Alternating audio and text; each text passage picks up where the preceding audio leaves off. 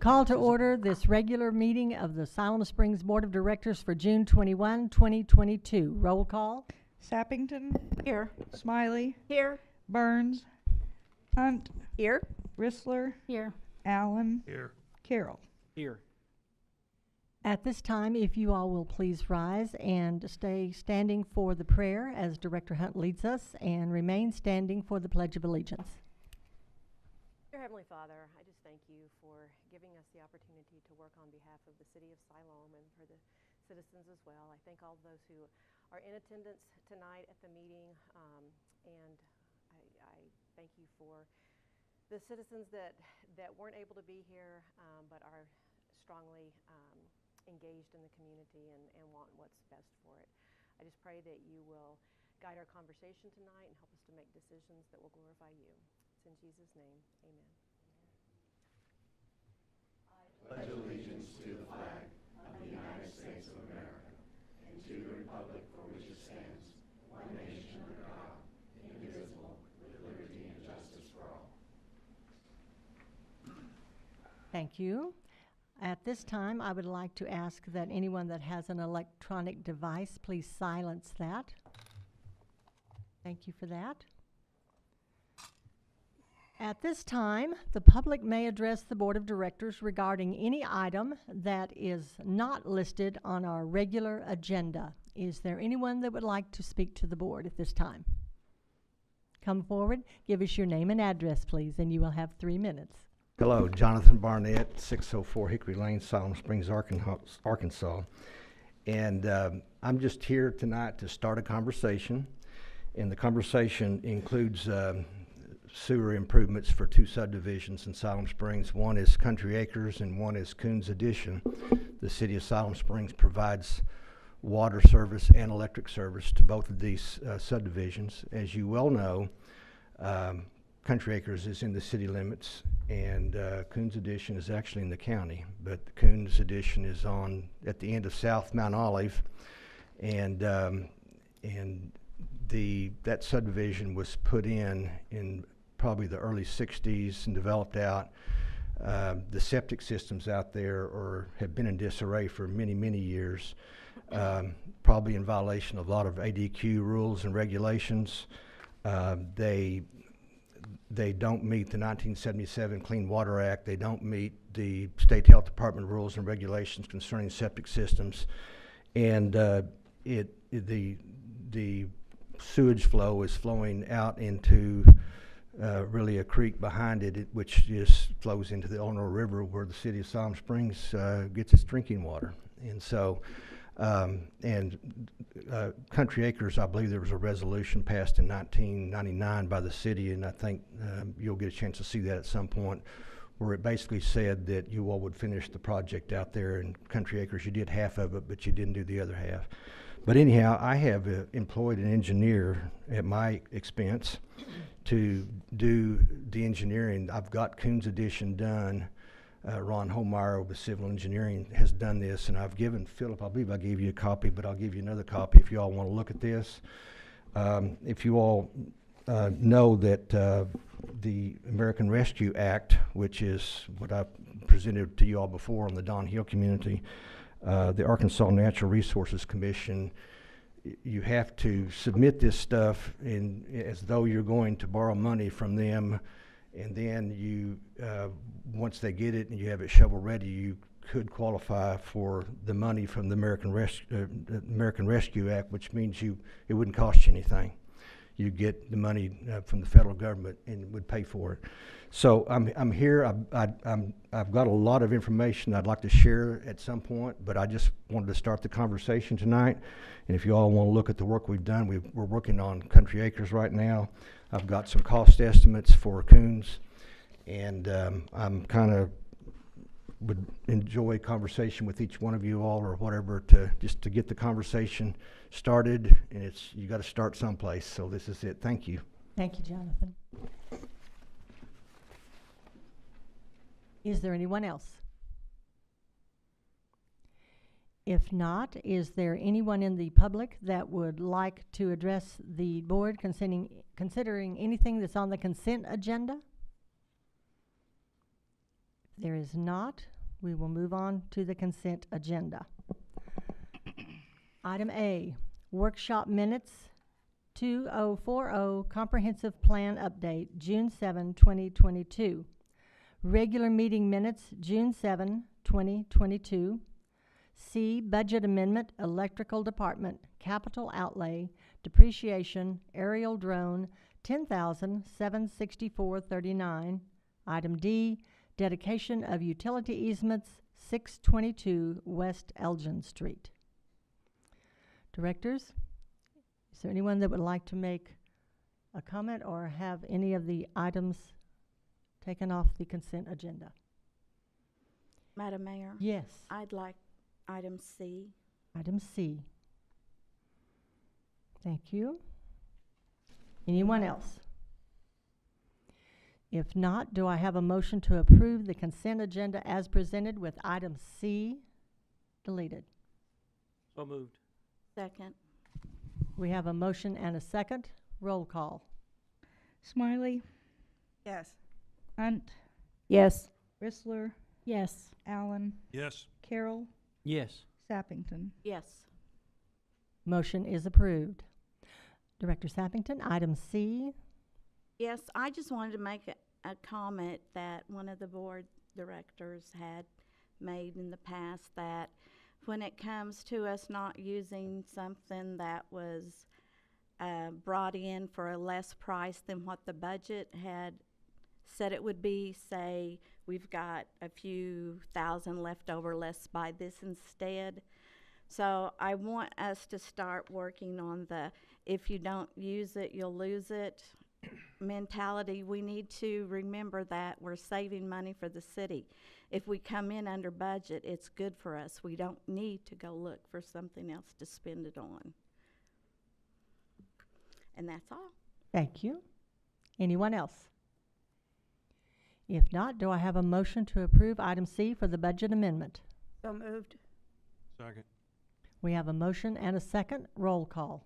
Hunt, Yes. Rissler, Yes. Allen, Yes. Carroll, Yes. Sappington, Yes. Smiley. Yes. Motion is approved.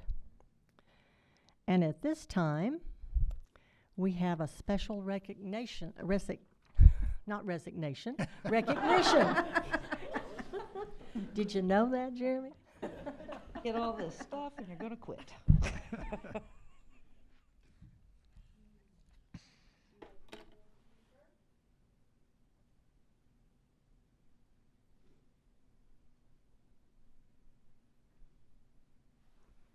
These are the kind of things that really I enjoy most about being mayor.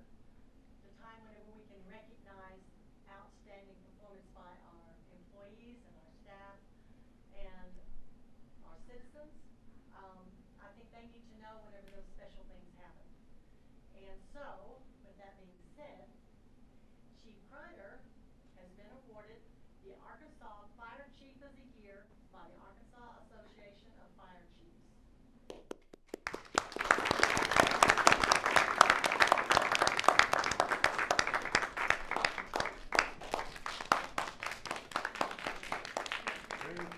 Well, he's going to get to that.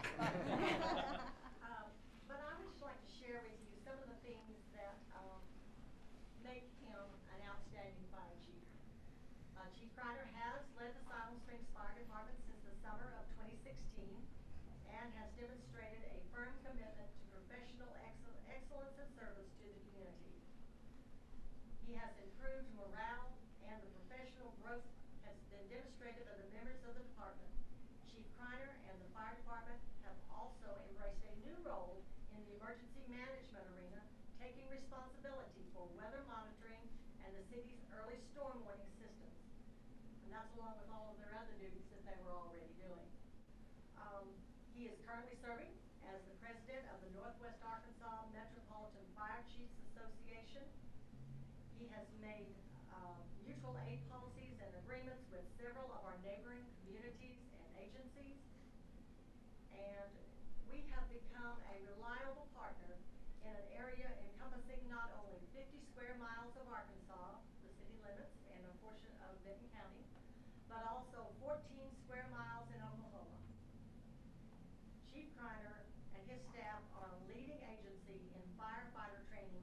region, and also provides regional swiftwater rescue courses at the Siloam Springs Kayak Park.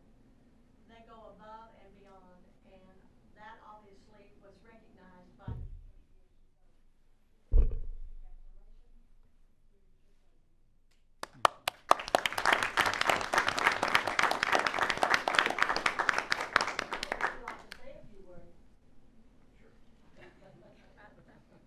Mayor, you also need to mention that he was nominated as president of the Arkansas Fire Chiefs Association. nominated as the Arkansas Fire Chief Association He's president. president, yes. Well, congratulations on that also. Thank you. So, believe it or not, I am not one that seeks out the limelight for personal gain. I will step into the spotlight when needed. Obviously, when it's part of my job responsibilities as the fire chief, anything I can do for the city to see that advance, I will take that on. This award came as a big surprise. I did not know I was being nominated. Really was not on my radar. I was just focused in on trying to expand the Siloam Springs Fire Department and our influence in the state, help us to be leaders in the region and in the state, as it pertains to best practices and the way that we operate. And so I was very surprised by the award, very humbled by the award. And although they read a lot of accomplishments that we've been able to do, that I've been able to do personally, but then also our department, I really view this as an award of the fire department. It's I get the privilege of being the fire chief, but I'm not the one who does all the work. There's 54 full-time employees over there that day in and day out do their job with excellence and with service to the community as their number one priority. And so really, it's their award. There's just 2 representatives here, but I consider it a privilege to work here. I love what I do, and I love the people I work with. And so thank you very much. Thank you.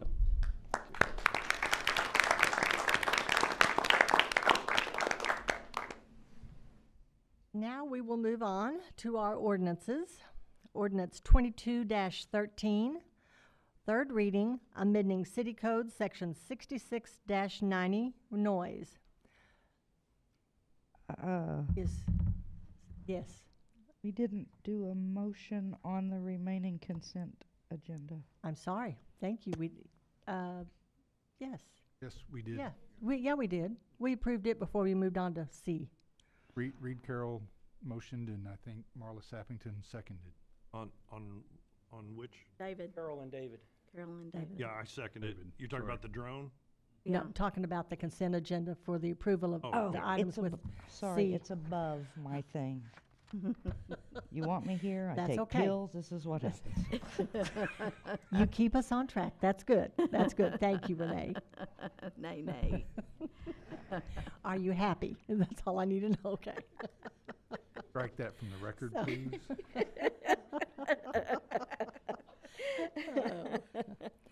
So, ordinance 22-13. Third reading, amending City Code Section 66.90, noise. And who is presenting for this? Is that? I think the chief is, The yes. chief is. Good. Just looking for him. Where'd he go? Alan Gilbert, Chief of Police, Siloam Springs Department. Captain Miller's been going through the noise ordinances. Again, I think the last time we met, we gave you the final draft, and here we are. So this is the final read. Is there any questions that I can answer for you? So I will ask if there is anyone in the audience that would like to speak to this ordinance, 22-13. If there is not, directors? Madam Mayor, I'll make Yes. a motion to approve ordinance 22-13, Second. suspending rules and reading title only. Thank you, David. Second. And we have a second. Roll call. Whistler, Yes. Allen, Yes. Carroll, Yes. Sappington, Yes. Smiley, Yes. Hunt. Yes. Philip? Ordinance number 22-13, an ordinance amending section 66-90 of the Siloam Springs Municipal Code with respect to prohibited noise. That is our third reading, so do I have a motion to adopt ordinance 22-13? So moved. Second. We have a motion and a second. Roll call. Allen, Yes. Carroll, Yes. Sappington, Yes. Miley, Yes. Hunt, Yes. Chrysler. Yes. Ordinance is adopted. Next item is ordinance 22-14, second reading, vacation of an unnamed right-of-way, 900 block of East Tahlequah. Ben? Yes, thank you, Madam Mayor, members of the board. Before you is the second reading for the alleyway closing at the 900 block of East Tahlequah Street. Again, this is the alleyway property that's owned by Simmons, that's used as a parking lot, but the alleyway has not been used by the public. Since the first reading, we have not received any additional comments or questions from the public, and we remain recommending approval of this ordinance. Thank you. Thank you, Ben. Is there anyone in the audience that would like to speak to ordinance 22-14? If they're not, then directors? Madam Mayor, I'll make a motion that we put ordinance 2214 on its second and third reading, suspending the rules and reading title only. Have a motion for second and third reading. Do I have a second? Second. We have a motion and a second. Roll call. Carroll, Yes. Sappington, Yes. Smiley, Yes. Hunt, Yes. Chrysler, Yes. Allen. Yes. Motion is approved. Philip? Ordinance number 22-14, an ordinance vacating and abandoning certain right-of-way within the Hyco addition to the city of Siloam Springs. Ordinance has passed on its second and third reading. Do I have a motion to adopt? So moved. Second. We have dueling motions and seconds. Director Allen with the first and Marla with the second. Roll call. Sappington, Yes. Smiley, Yes. Hunt, Yes. Chrysler, Yes. Allen, Yes. Carroll. Yes. Ordinance 22-14 is adopted. Next is ordinance 22-15, first reading, amending ordinance 1030, City Code 90-33, reauthorizing the percentage of allocation of the permanent 1 cent citywide sales and use tax. Philip? Thank you, Madam Mayor and Board. So ordinance 22-15 would amend the code subject to a vote of the public to set the current the current split of the existing permanent 1 cent sales tax as it is today. So for the public, the city has a 2 cent sales tax. 1 cent is permanent, and the other 1 cent is split between 3/8 going to quality of life and capital improvements in the utilities. That 3/8 cent will expire at the end of 2026, and the remaining portion of that 1 cent, the 5/8, goes to paying off the bonds for the water treatment plant. The 1 cent that's permanent historically was split with 80% of that 1 cent tax going to streets and 20% going to general fund. In 2013, the city put before the voters an option to modify that split so that instead of 80% going to streets, 40% would go to streets, 20% would go to police, 20% fire, and 20% general fund. And there was a sunset clause on that split for 10 years. So at the end of October 2023, that current split, 40, 20, 20, and 20, will revert back to 80-20, 80% streets and 20% general fund. This board has had a number of conversations about the options of what to do. Do you let it revert and let that $2 million, million to police, million to fire, go back into streets? And if you do that, it creates a large gap, $2 million gap in the police and fire revenue and also in the general fund. Or do you ask the voters to keep the current split? Or do you ask the voters to modify the split? And in option 2 and 3, do you ask the voters to extend it for another 10 years or to just take the time limit off and basically make the split permanent? So at the last board meeting, the direction that staff received from this board was to put before you an ordinance asking the public to vote and approve the current split, 40% streets, 20% fire, 20% police, and 20% general fund, and not ask the public to have a sunset clause on that, to make that split permanent. I've had questions about, well, what happens if we wish to reassess as a city? You can still do that just like you're doing today. If 10, 15, 20 years down the road, the city board feels like there is a need to re-modify that split, you could adopt an ordinance and put that question back to the voters. The concern that I heard from the voters is that at some time we may need to reassess. The flip side of that argument is not having a sunset clause on that split provides an opportunity for police and fire to better plan for that money over the long haul.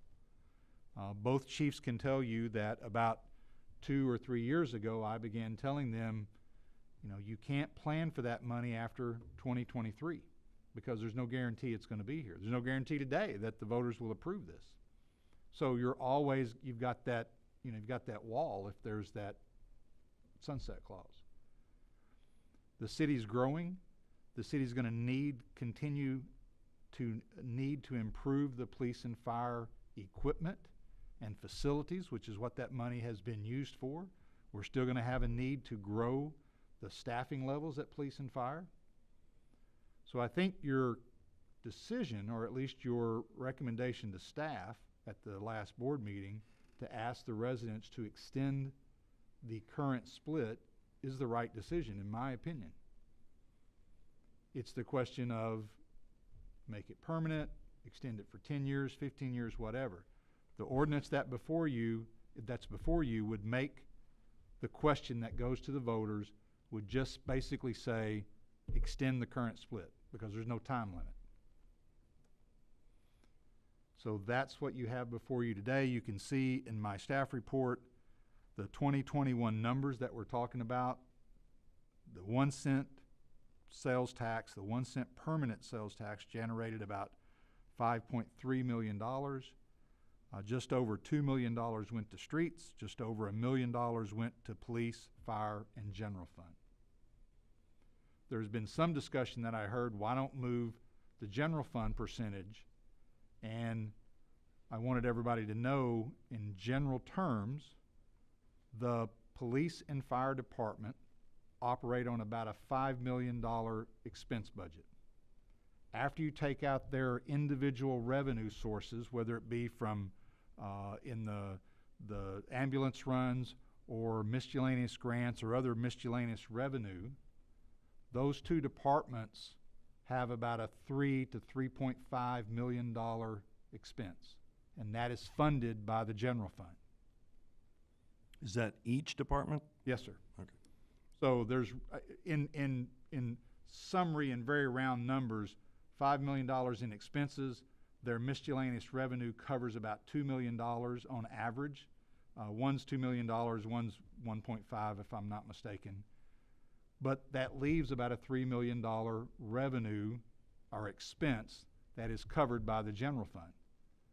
So one could argue that the $1 million is going to general fund is already going to police and fire. The $1 million that goes to general fund also helps offset the library cost, also helps offset the parks cost, animal shelter cost, code enforcement cost. It gets split around through all of those divisions that are funded by the general fund. And Madam Mayor, I'm happy to answer any questions about this ordinance. It does require 3 readings, and at the 3rd reading we will have a resolution brought to you that sets specifically what the question is that would be on the ballot if this gets through the 3 readings. Thank you. Thank you, sir. Is there anyone in the audience that would like to speak to Ordinance 22-15? If there is not, directors. Madam Mayor? Yes.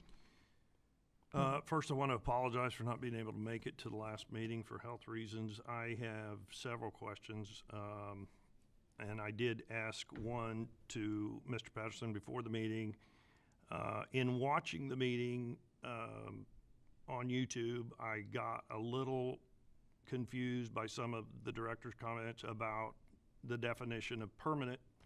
I think it's a tax that's permanent in that it was voted to be never ending back in, what, 78 or 79, whatever the founding of the type of government we have.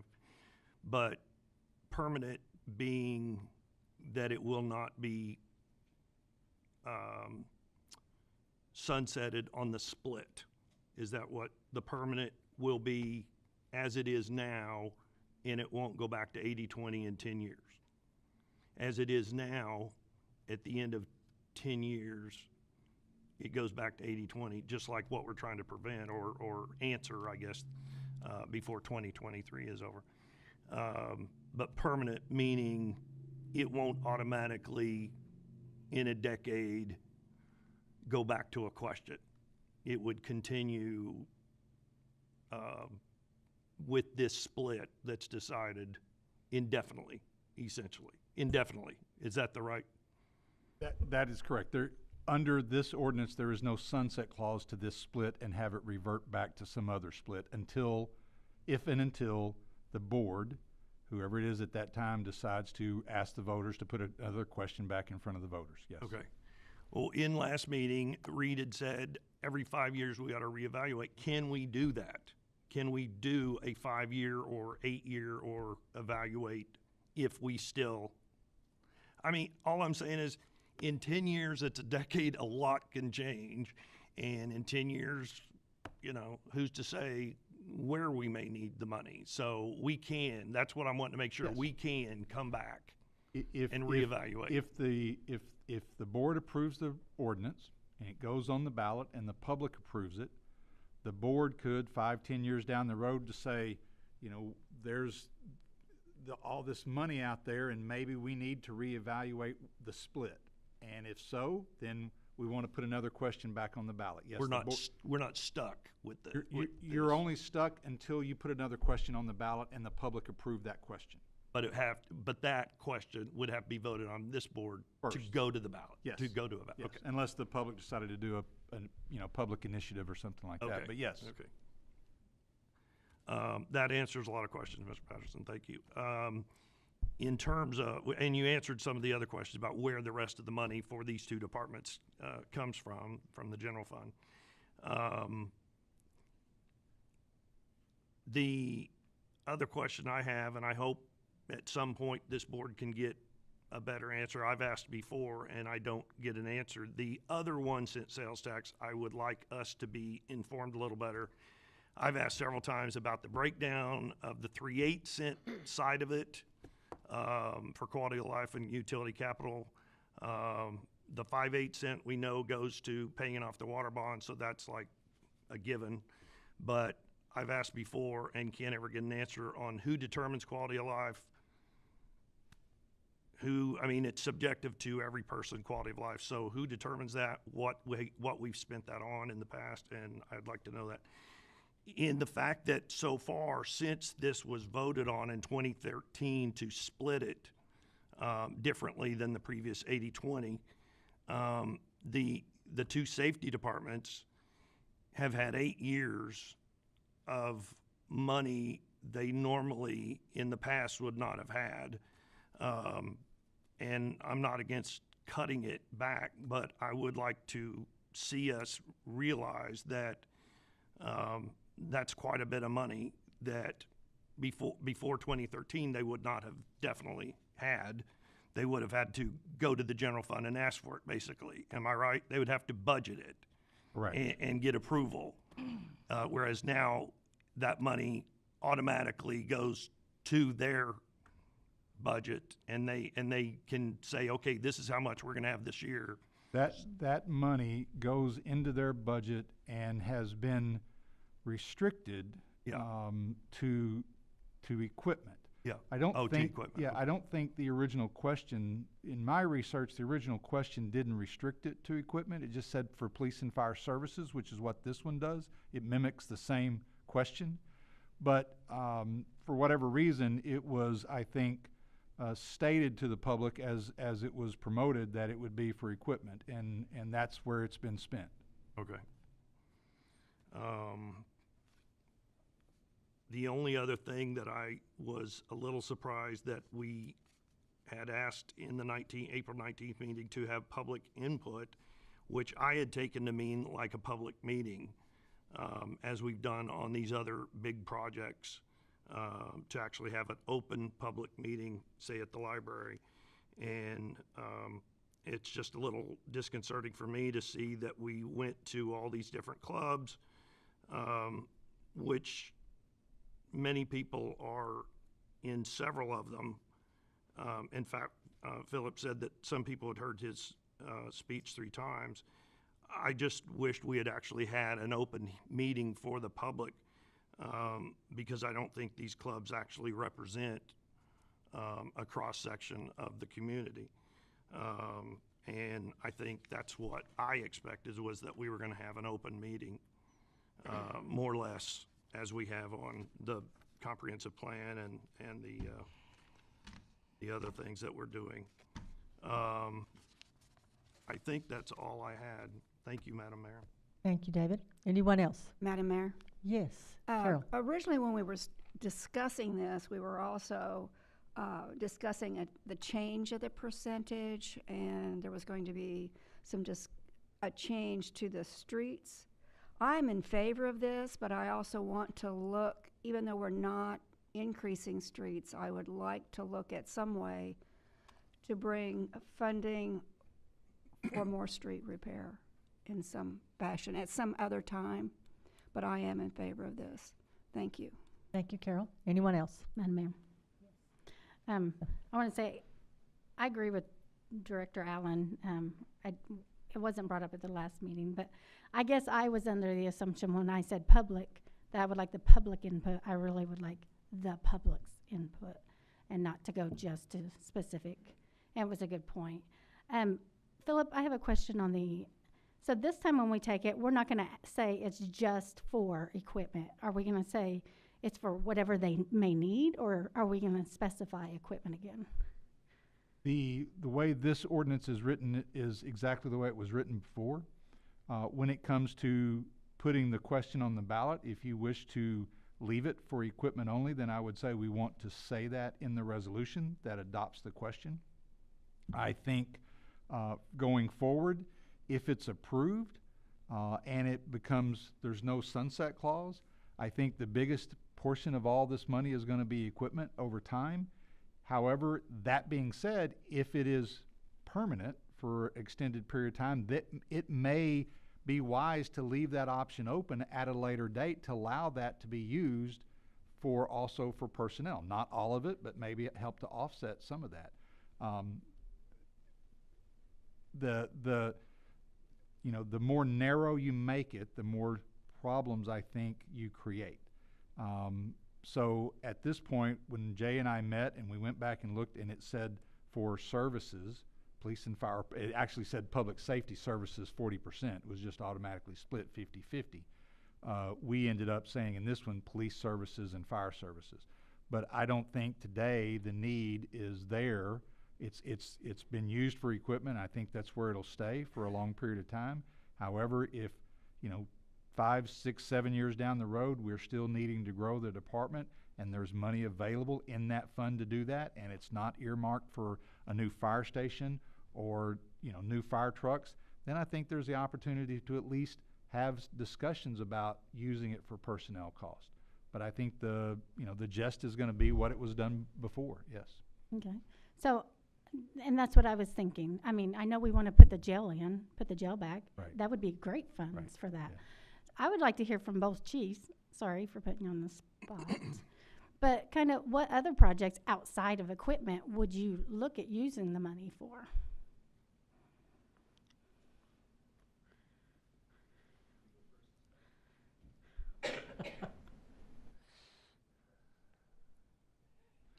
Jeremey, Criner, Fire Chief. Great question. I don't have my list with me today, but just off the top of my head, the projections that I looked at 15 years out were all equipment and/or facility needs. So equipment and vehicles, fire truck replacement, ambulance replacement, cardiac monitors, things like that. And then facilities, fire station repairs and maintenance, fire station additions if we do fire station number 4, and then any additions to our current fire stations or remodels that may be needed. So, does that answer your question? Yeah. Okay. Thanks.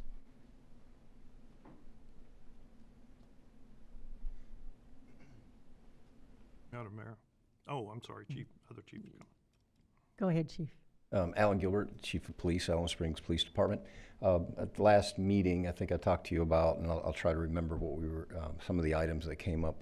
One of the big ones is the police, adding onto our police department or building onto our empty lot. As we grow, we're running out of office space and places to put our evidence. The body cameras, we also had some meetings last week with some companies on new software. As our Southern software gets older, we're looking at possibly replacing it. We're having conversation with Southern software if updates can be made to meet our needs. Vehicles are a constant issue. Every year we're having to replace, because those vehicles, even though our fleet's in really good shape now, we're still running the cars 24 hours, a day, 7 days a week. We've gone from 4 officers sharing a vehicle to 2, so that's hopefully extended the lifetime of our vehicles. The vest that we have, they expire every 5 years, and the trauma plates that go inside those vests have to be replaced every year, and thus very expensive. Those can be anywhere from $1,500 to $3,000 each.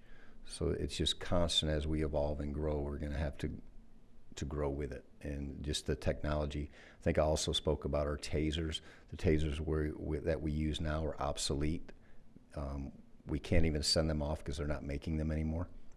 So our entire taser system will have to be replaced within this year, next budget year.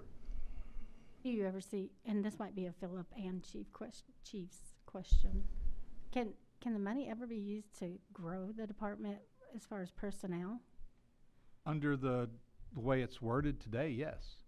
And so I was just sitting here thinking, I mean, as Chief Criner would have looked at his 15-year projections, he would have created an incremental increase in sales tax annually, right? But if we're successful at continuing to grow our economy within the city and our sales tax grows faster than that incremental, then there's additional money. So, it's sort of a 2-part process, right? If we continue to grow the economy and the city continues to grow, chances are there will be more sales tax, and if there's more sales tax, maybe then there's money available for that personnel side of things. But you also have to remember, more personnel you have, the greater your equipment costs, the more equipment you need. So it was originally, at least in my understanding, was originally intended, even though it didn't say it in the question that was put to the public, intended for equipment cost, and we've held to that. And I think we'll have to hold to that for a period of time. But internally, there may be a point where we have some discussions about, we've got to grow the staff. We need to offset some of that cost, because that cost is coming out of that $3 million, $3.8 million, whatever it is, that's funded by the general fund, right? And only 20% of that sales tax is going to the general fund. So During our directors, our thing at the library, our future workshop, we talked about adding more to the departments to make them more functional in areas that the dividing of the departments, we're talking about making them, we're asking, like if I come up to the police department and I ask them, hey, I need this data. We're asking police officers to do IT work. That we're setting them up for failure. You need an IT staff to do that. And I'm not saying our IT staff doesn't do that, the city's IT staff doesn't do it, but then you're pulling them away from your police and fire, and then the security behind the police and fire data. And so I think that we really need to look at how we're, because we've had complaints on pulling data and getting data, and so there's areas that we can look at using personnel to fulfill those needs. And Chief and I just had a conversation yesterday or today. Part of that is also equipment, right? Because you still need somebody to do it. But as the Chief was just talking about, the type of software they use today, which is WatchGuard, right? Southern Software, But on the camera side of things, WatchGuard. there correct. are other types of software that are much more functional to be able to do the redactions and all of that on a FOIA request. And you're exactly right. Today, there are officers that are probably doing that, and they need staff that, as we continue to grow, we're going to get more and more FOIA requests. And as you see in any police department that's growing, eventually there comes a time when they have to have individuals that are just on that because of all the FOIA requests that are received. You're right. Yeah, Mr. Patterson's correct, because our WatchGuard system right now, which we bought a couple years ago, the way the companies are doing this, things we buy 3 years ago and say we get 5, 6 years, they become obsolete and say, hey, we have a newer and greater, piece of equipment. So again, we are looking at other companies, which me and Mr. Patterson had a conversation today that there's some companies out there that may be better, that are more of the long term. I'm not one to like to get something that only lasts a few years. I want to spend the money wisely. Madam Mayor, Yes, Marla. I have a real quick question. If we are going to designate these funds, should they be more of a capacity building cost and not personnel? That's just my concern, because all the other personnel expenses are coming straight from the general fund, not anywhere else. And I don't know how that would look. Should we just go strictly designated for equipment and such? So I believe you want to keep the option open, because if you do designate it for equipment, then it can only be for equipment. And if there is a need at some point that we need more personnel and we can't find money in the general fund, let's say, and there is some monies that aren't earmarked for equipment in the fund, then it's potentially possible it's possible that could be used. If you ask the public and you say equipment only, then it is for equipment only, and it can never be used for anything else. That's what it's been held today, and that promise was made and that promise was kept. But in looking at the actual question that was put before the voters in 2013, it didn't limit it to equipment. But that's what we've held it to, because that's my understanding of what the promise was made. The promise that was made.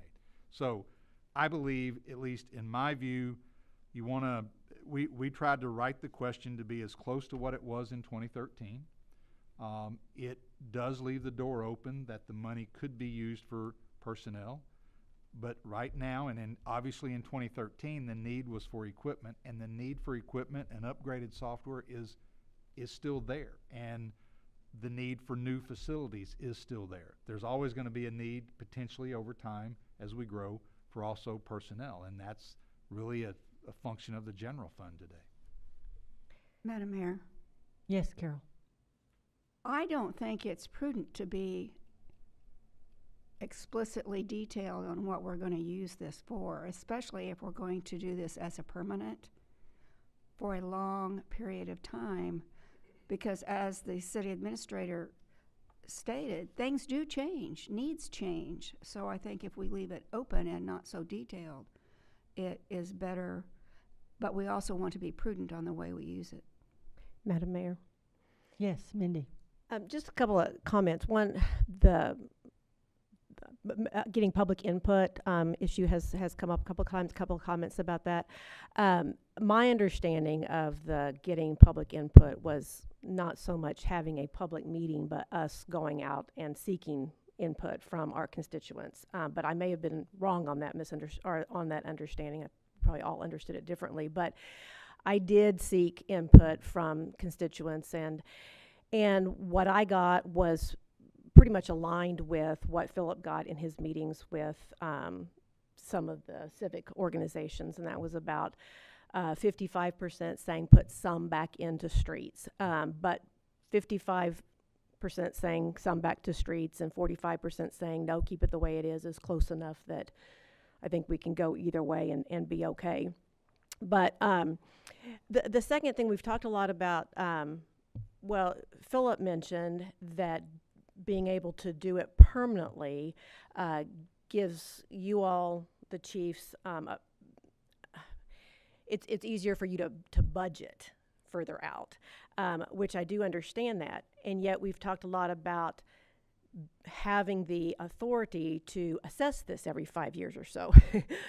So if we're going to assess it every 5 to 8 years, is that not going to make it, if you know that, okay, you've got this, but in 5 years, the board may change their minds on it and go back, we're still sort of in that same situation of I don't believe being so, more difficult. because the board has to take some formal action, right? Okay. So if you assess at the end of 5 years, more than likely, Chief Criner is going to stand up and say, we have been setting aside money to fund the start of Fire Station 4, and we've got enough money to pay for half of it, and we're going to bond, or we're going to do a 5-year loan, which we can do to pay the other half of it, and we're going to pay it off in 5 years, and all that money is going to that. And then you, as a board, would have to say, oh, no, we're going in a different direction. I don't think you would say that, but you would have the right to do that. Well, and I hope we wouldn't. My concern was that I wouldn't want to put you all in that same position of thinking, okay, well, every 5 years they could change their minds about this. But yeah, hopefully they'll be reasonable. But at any time, the board could say, we want to assess where all the revenue that's coming from that, and we want to look at the options that we have, Right. and the board could decide to put another question in front of the public. But it would have to be voted on after we've done an assessment and decided that we needed to make some changes. Is that correct? That is correct. Right. Madam Mayor. Anyone? Yes, David. I agree with Carol. I don't believe the public cares if it goes to equipment or personnel or whatever. I just think they want to be saved if it's a car wreck or a fire, and they want crime prevented, and where the money goes is up to the department head, in my opinion. I don't think they really are gonna make a vote at the polls based upon, no, it must only go to equipment. Now, I appreciate Phillips wanting it to be, because it's something physical you can point to and say, this is what this money bought. But I'm not so sure that it's a prerequisite. I did want to ask Philip, before 2013, the vote to split it, the general fund handled all safety Correct. expenditures. Other than, the revenue sources from that they ambulance brought in, runs or, right. or rural fire department or something like that.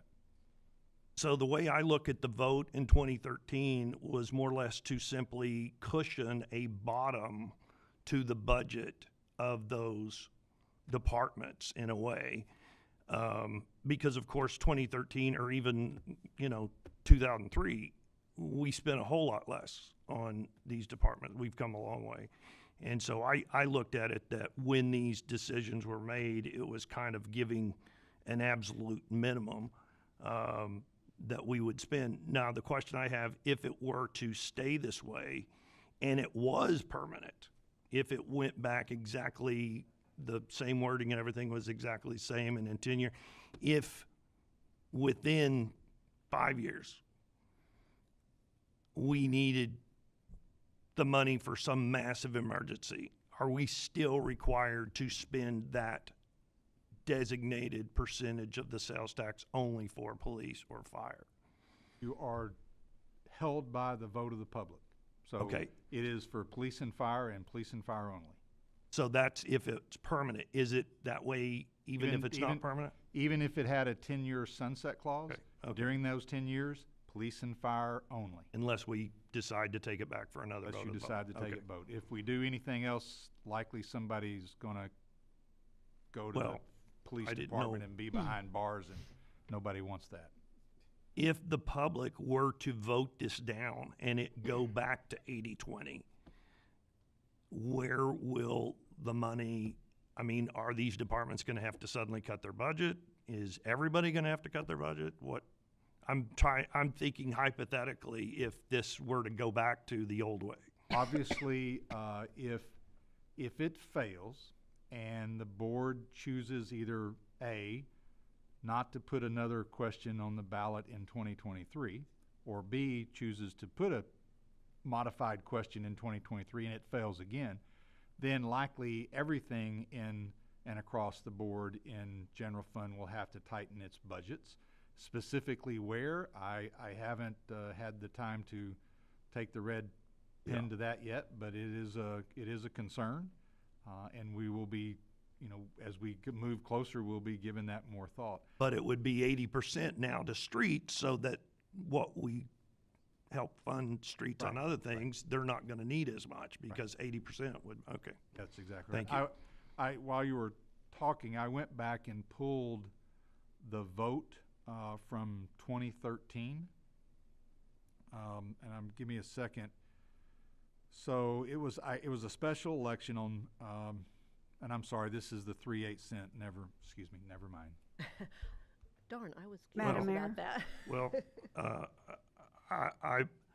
I believe doing it in advance this far, by bringing it up now, I mean, we're well in advance of a year before it were to change.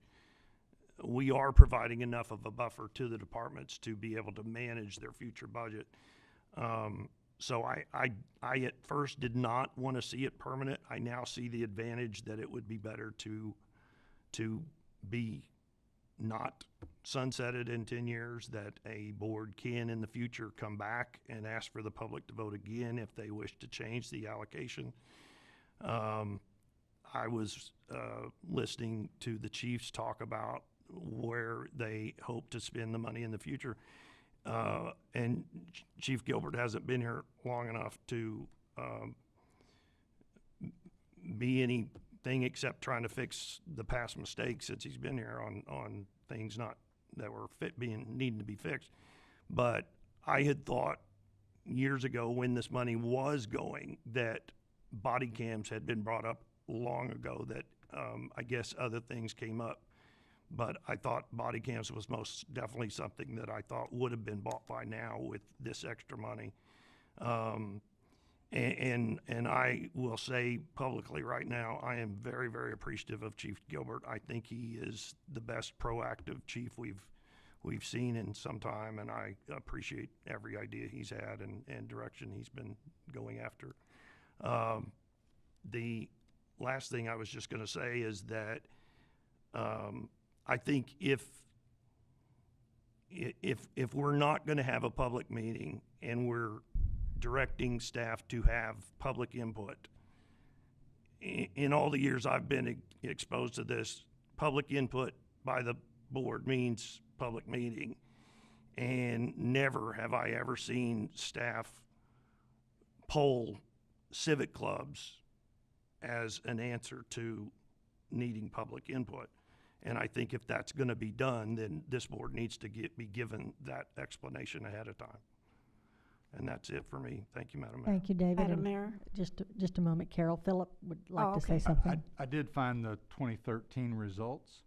So it was a special election on September 10th, 2013. There were 664 total votes.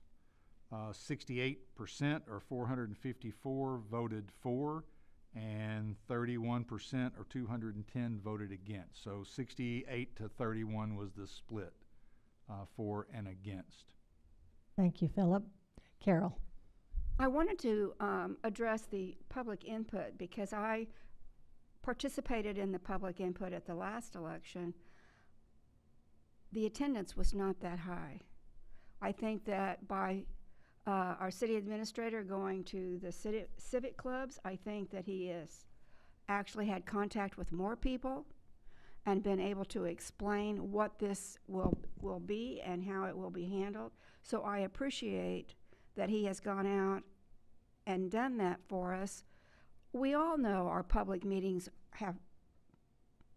don't have the greatest attendance, and it is hard to reach all of the people. So I think this was one way we wanted to try, and it looked to me like from the percentages that he had reached more people than through the public input. Thank you. Thank you, Carol. Is there anyone else? Madam Mayor. Yes, Reed. I appreciate the proactive approach you took to go to the civic clubs. I thought that was well done, because people who are in the clubs are people who are active, and I appreciated that. I also appreciate the opportunity to work with this where it does give us some flexibility, but I know within that flexibility there is accountability. So it's not like the police chief and the fire chief are just going to run haphazard, but they will have people to work through with what they're doing and where they're spending their money and how they're spending. So I believe that in that accountability we have some strength. Thank you, Madam Mayor. Thank you, Reed. Is there anyone else? If not, do I have a motion to place Ordinance 22-15 on its first reading, suspending the rules and reading title only? So moved. Second. We have a motion and a second. Roll call. Hunt, Yes. Chrysler, Yes. Allen, Yes. Carroll, Yes. Steppington, Yes. Wiley. Yes. Motion is approved. Philip? Ordinance number 22-15, an ordinance amending Ordinance 1030, reauthorizing the percentage of allocation of the permanent 1-cent citywide sales and use tax to take effect upon the expiration of Ordinance 1315 on October 31st, 2023, and for other matters pertaining thereto. Thank you. Next is Ordinance 22-16, first reading, amending Municipal Code Section 82-41, transfer station tipping fees. Steve?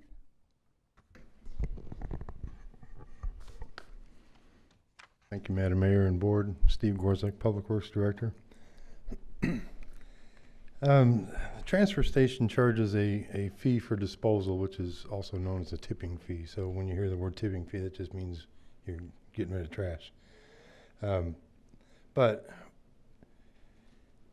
the purpose for this ordinance amendment is largely because of looking at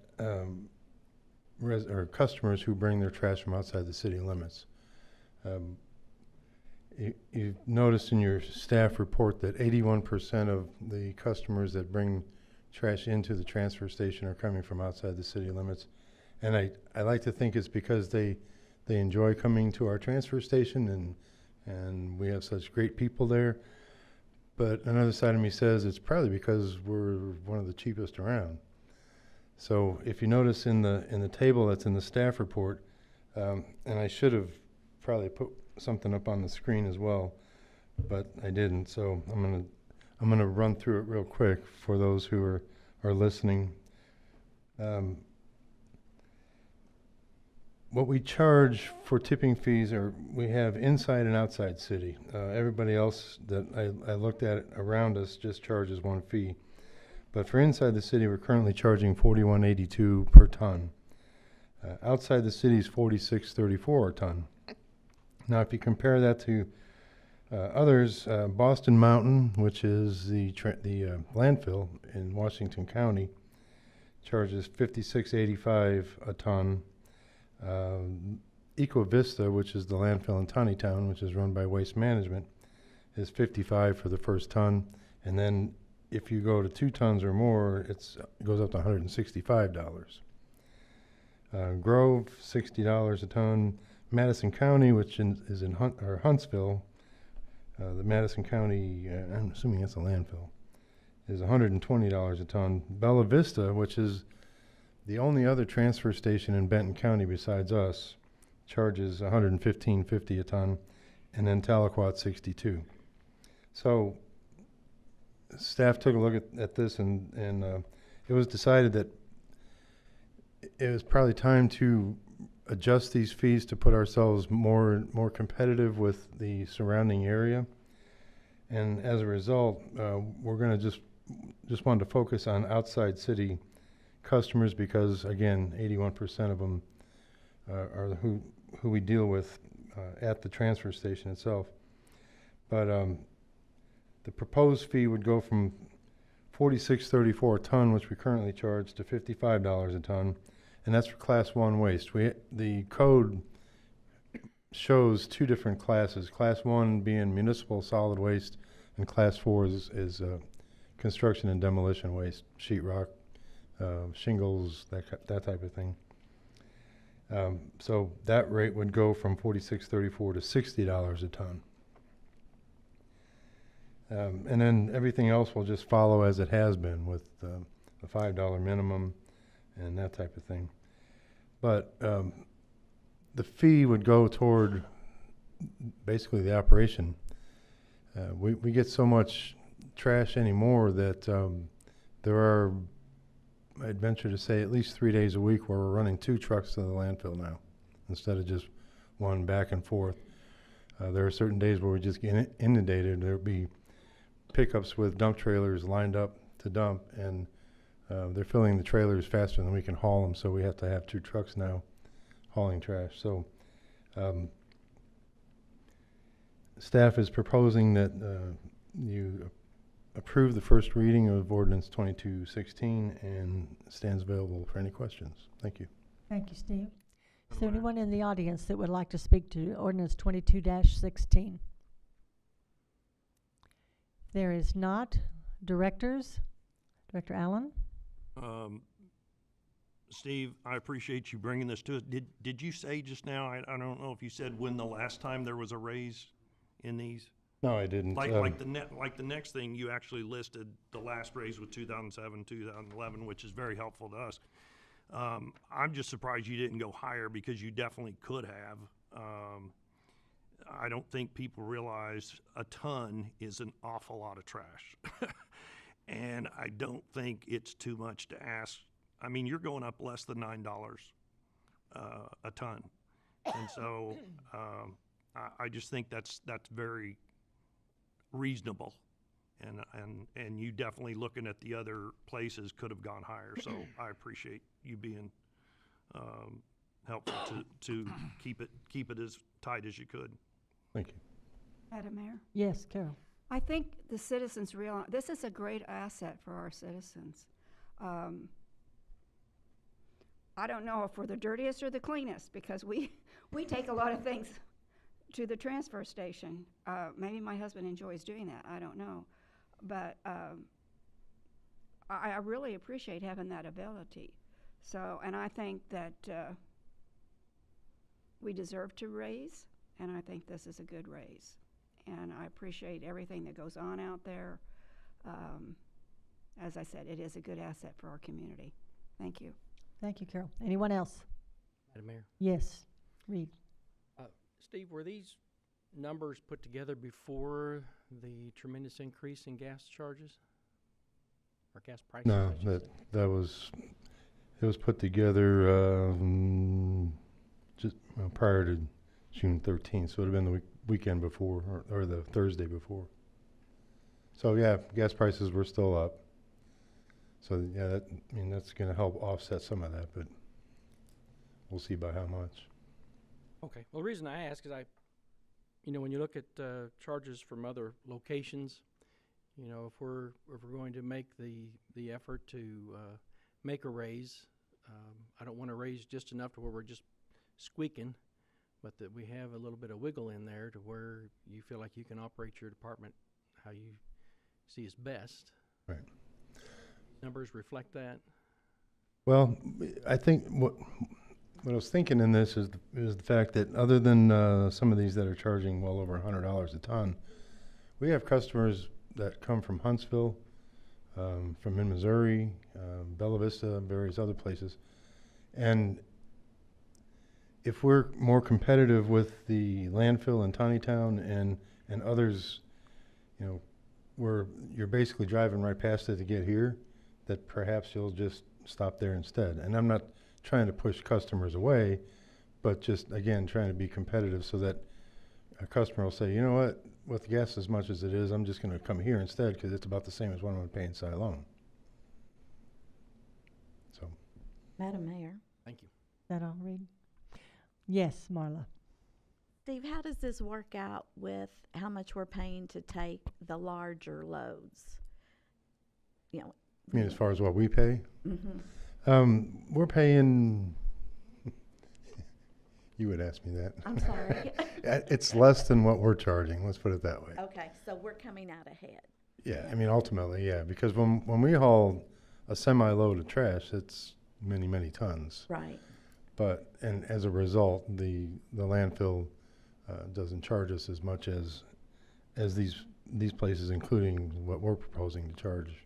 Well, looking at Tawny Town, hence that's where we probably end up taking ours. They're charging 55. So I like your rationale that if they drive past it, they may just end up and drop it off there, and we won't have to haul it. Okay. Yep. So, and I would be willing to go up more if need be. Madam Mayor? Thank you, Marla. Madam Mayor? Yes, Steve, Philip. just for clarification, today when we're charging $41.82, we're paying less than that to Tawny Town when we haul a ton, correct? Correct. So he didn't know the exact number, but I mean, there's still it's much lower than, it's much lower than $41.82 also, so. Right, I just wanted to make sure that we knew. Thanks. Madam Mayor. Yes, David. Steve, looking at this, we have ours listed first for inside the city and then the $46 outside the city.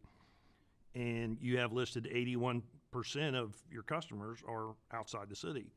And so we're raising the price for outside city customers from $46.34 to $55. Are we raising the price for inside the city limits? Because that's not listed.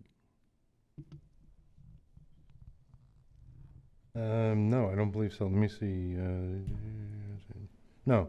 It only lists the outside. Yeah, it was just outside. We were gonna leave inside city rates the same because the majority of the customers are outside the yeah, city. and a lot of people inside the city may bring a bag or two of trash, Yeah. so. Okay. Madam Mayor. Yes. I was just gonna Go ahead, say, David. I was kinda like with Reed, that if you needed to, Bump that up. yeah, I mean, we're still fairly reasonable, so. Okay. Thank you, Steve. Thank you, David. Lisa. I like the breakdown for the Eco Vista for Tawny Town landfill, where it's 55 for the first, and it jumps up dramatically for the 2 tons. So it encourages recycling and discourage throwing your trash away, Sure. throwing recycling away. And I would like us to even possibly consider that and focus on our recycling. I mean, Not a bad idea. Where do we haul when we take ours to a landfill, where, is it to Tawny Town? Yeah. Lisa, you have other questions? no, I was just suggesting that I would be open to raising it and then doing that tier, the 2-tier. And can we do that at this point? I mean, why, we don't want to go back 6 months and do it. I mean, and gas prices have raised and. What you could approve, or, excuse me, move to have the first reading, subject to staff taking a look one more time at the rates and possibly amending them between now and the second reading to increase them and to put a tier for, if you do a tier, I think you have to do it to both inside and outside customers just to keep it equal. You don't have to have the same price. Right. But, you know, if you're gonna charge somebody more for the second ton, you ought to charge everybody more for the second ton. Yeah. But we'll be more than happy to go back and look at it. I mean, trust me, when I first saw it, I thought, why aren't we charging the same thing as Bella Vista? But, you know, it's kind of hard to justify that. I don't know where they take their, haul their trash to and what that cost is for them to do that. But we tried to, when Steve and I talked, we simply tried to find a way to reduce the number of outside haulers coming all the way to Siloam Springs, right? To try to say, look, you're passing, as Steve said, you're passing Town already. Stop there. Don't bring it to us. So let's raise our price and try to stop that. We're happy to raise it slightly more, and I think we're happy to look at a tiered setting if that's what the board wants. I think we have to be cautious. We don't go to Bella Vista rates, but the real intent was just to say, all these folks, as Steve said, coming from Huntsville, they're driving right past Town, and because we're cheaper than everybody else. So let's get ours up to at least equal to Echo Vista. And if we want to be a little bit more expensive than them for those outside haulers, you also have to understand too, we have a number of outside haulers who are local. They're hauling their trash for county residents who live right outside the city. We don't typically service trash outside the city, so we don't want to be too heavy-handed. Mm-hmm. Right? That was the goal, was where can we fall that says those coming from Huntsville aren't going to come from Huntsville anymore, while at the same time not being too heavy-handed on the locals, because if we raise our fees and those trash haulers raise their fees, we don't want those county residents to not take advantage of the trash pickup either. Can we consider companies pickup services that are companies and give them a different rate? Like a bulk rate? Kind of like I think we could. I think if you ask us to do that, we may have to pull this ordinance and go back and try to figure out how to do that. I don't think I can do that in 2 weeks. If that were the direction, I might ask the board to process this and then give us some direction to go back and look at it again. I know, I think we have to figure out who those locals are and what sort of general, we might have to set up a separate contract just for them, like we have a contract with Echo Vista, and that way we could maybe do it that way and come in. But I would say we need to move this, in my humble opinion, we need to move this forward so we can get those coming from Huntsville and those faraway places to go to Town instead of coming to us. And I wonder if maybe, and I'm just thinking out loud here, but if we gave a discount to rural trash haulers, which right now there's only 2 that come to our transfer station, that the rural customers may say, you know what, if they just raised their rate, so I'm just going to take it to Siloam. So we end up getting it anyway, and we gave the rural haulers a discount. Madam Mayor. Yes, Mindy. Based on what I'm hearing, I feel like you all spent quite a bit of time figuring out what was going to work best for you. I'm very comfortable with this. If you feel like this will work, I'm comfortable going with this. If you feel like you want to take into consideration some of the comments that have been made about even increasing it a little bit, but I appreciate the work that you've done. I'm comfortable, and I'm assuming it's based on the sound rationale and reasoning that you presented, and so I would be in favor of going ahead and placing this on its first reading. I have other questions. Thank you. Lisa? So if we did increase that, how much of that money can go? Because we're short personnel, are we not? And why are we losing personnel? Is it because of wages? I mean, yeah. And so could some of that money not go to some of the wages? Well, it's enterprise money. It stays in that fund. Oh, yes. It could, yes. Okay, and I had another question. If we did decide to do the tier program and promote more of the recycling, like we obviously probably want to, are we ready for that? That's a good question. I don't know that I would say that the tiered program promotes recycling. I mean, people are either recycling or not. And that tiered program is just to say, if you've got a large amount of waste, you're going to pay more per ton than the first ton, right? I mean, it might. I agree with you. It might help, but I don't think people are. And Steve could correct me, and I'm probably wrong. If I had a bunch of stuff that I was going to have to haul to the trash and pay for it, and there's recycling that I can get rid of for free, I'm gonna get rid of that for free first, before I pay for the weight. Let me, if I can, to pull this back for what Steve and I need to take away from it. What I hear you saying is for us to go back and look at maybe increasing the rates for outside haulers more, and in order to protect those local rural haulers, see if we can come up with a title and definition for those and create, maybe they stay at what's being proposed here, and maybe any other private bulk waste haulers go up, and then we'll look at maybe a tiered level 2, first ton, second ton, and anything over that, so much per ton, right?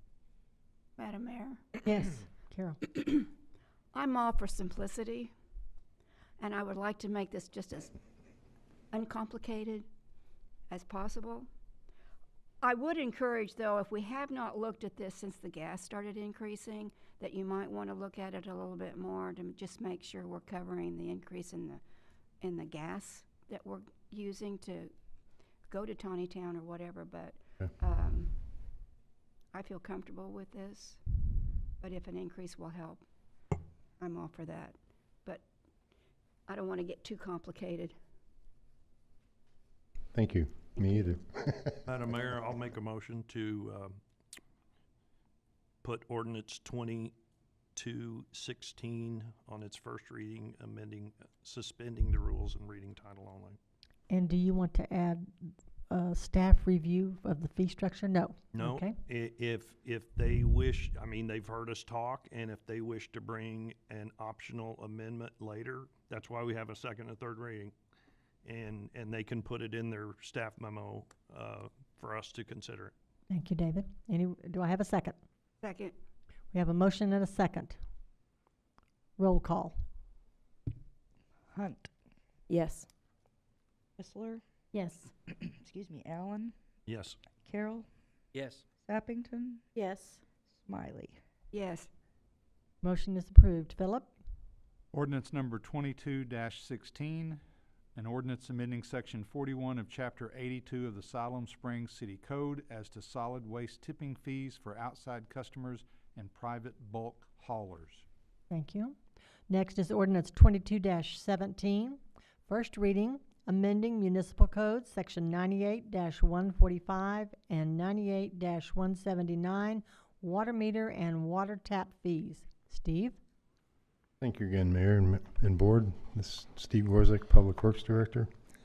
This particular ordinance amendment addresses two different parts of the code. One is strictly for meters, water meters, and then the second is for meters and taps. There's a separate charge for both. Meters in particular, we're looking at a rate increase or a fee increase for meters because we are going to start working our way into the AMI system, which stands for Advanced Metering Infrastructure. It's the same thing that the electric department is currently doing, but we're going to start getting into that this year. And as a result, we need to raise the fee for meters because the cost of the AMI meters is more than what we currently pay for the mechanical meters. The second one pertains to meter and taps. Now, that one in particular, we're essentially losing money every time we have to do that. So that one needed a boost and needed it fairly quickly. That addresses, and it's not that common.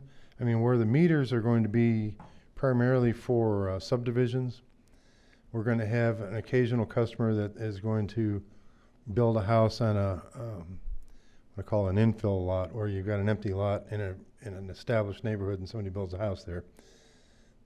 Then the person's going to come in and say, I need to get a meter. Well, you're going to need a tap too, because there's not a tap off the water main for an empty lot. But when a subdivision goes in, the taps are put in the water line as the water line's being put in that subdivision. So there's no tap fee to have to pay. That's all included in the construction.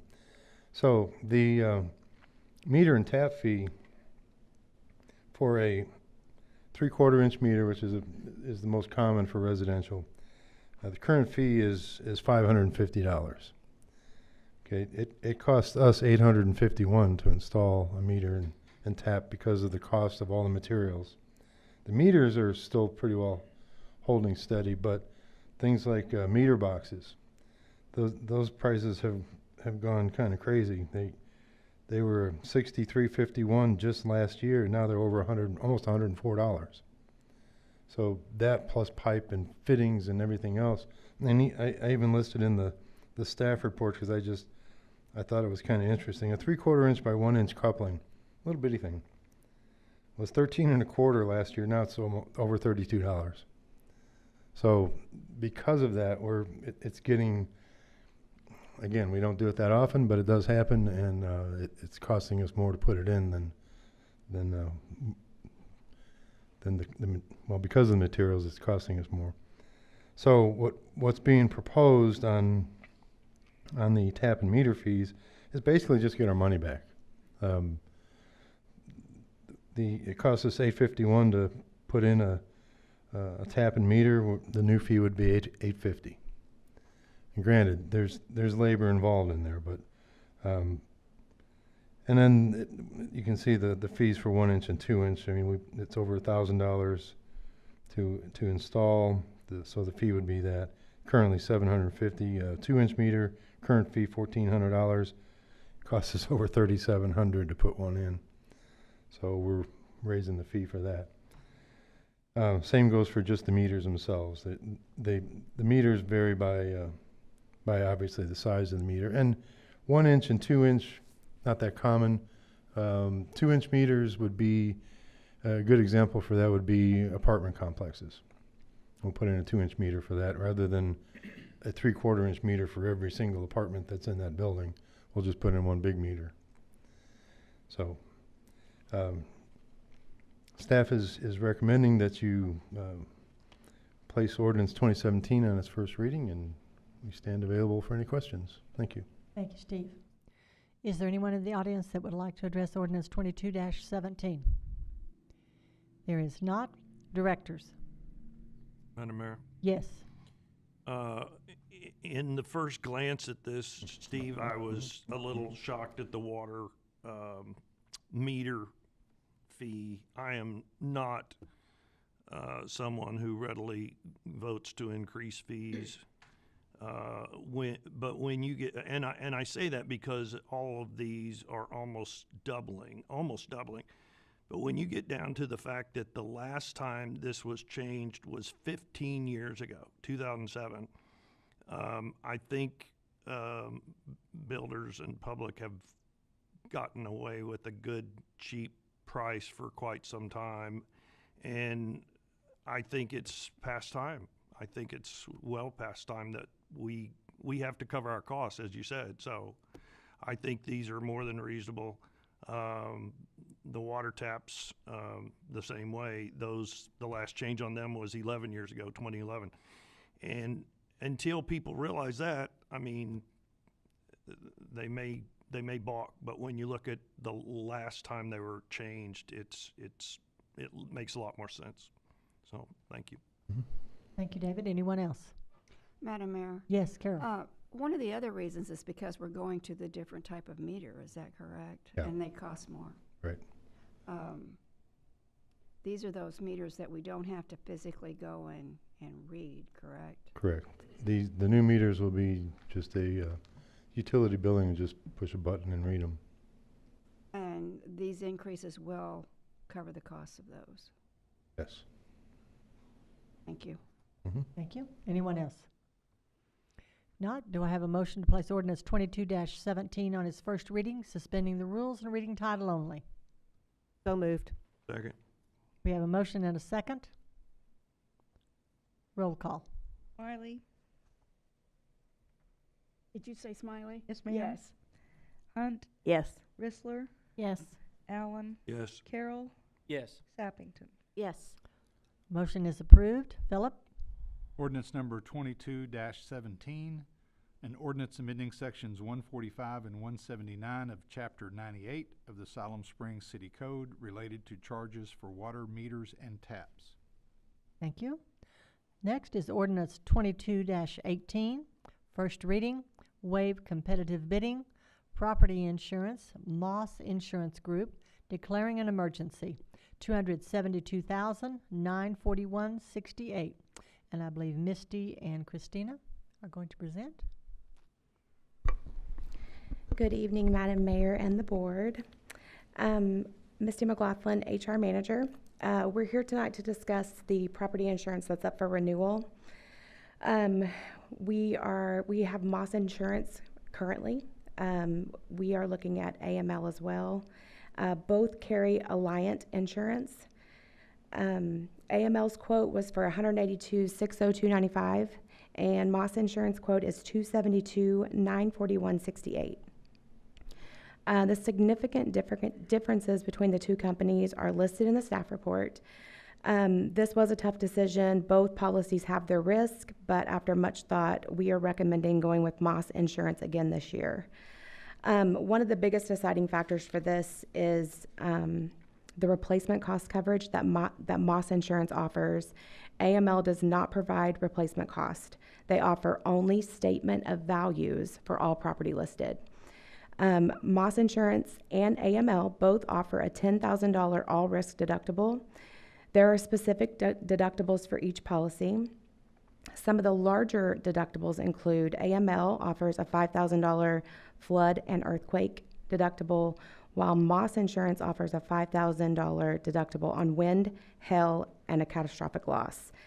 To clarify the differences in the policies, I did come up with some different scenarios for you. If the museum was taken out by a tornado, the building and up to $88,335 of the museum artifacts would be covered. AML would not cover any of the artifacts in the museum. If City Hall was to be destroyed, all reproduction of valuable records or lost cash, and we could have up to $100,000 a day, depending on how busy the day is, that would be covered under the Moss policy as well. AML would not cover that.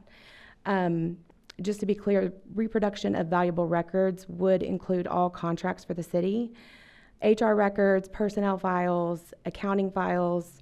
All of those things would not be covered by AML to reproduce those files, and that could get quite costly. Moss Insurance would also offer up to $50,000 coverage to rent a building to resume our business operations while City Hall was being reconstructed. AML does not offer that.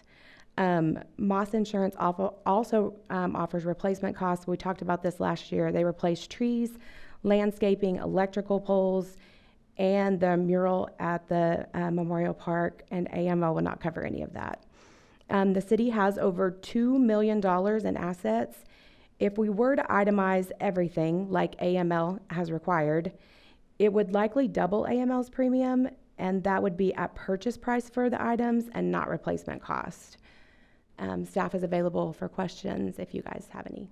So, Madam Mayor. Thank you, Misty. Very and yes, quickly, Philip. Misty, you mentioned that through Moss, Alliant had a $5,000 deductible, but I think that's not. Oh, 500,000, sorry, 500,000, sorry. I want to make sure that, yeah. $200 million, yes, worth of assets.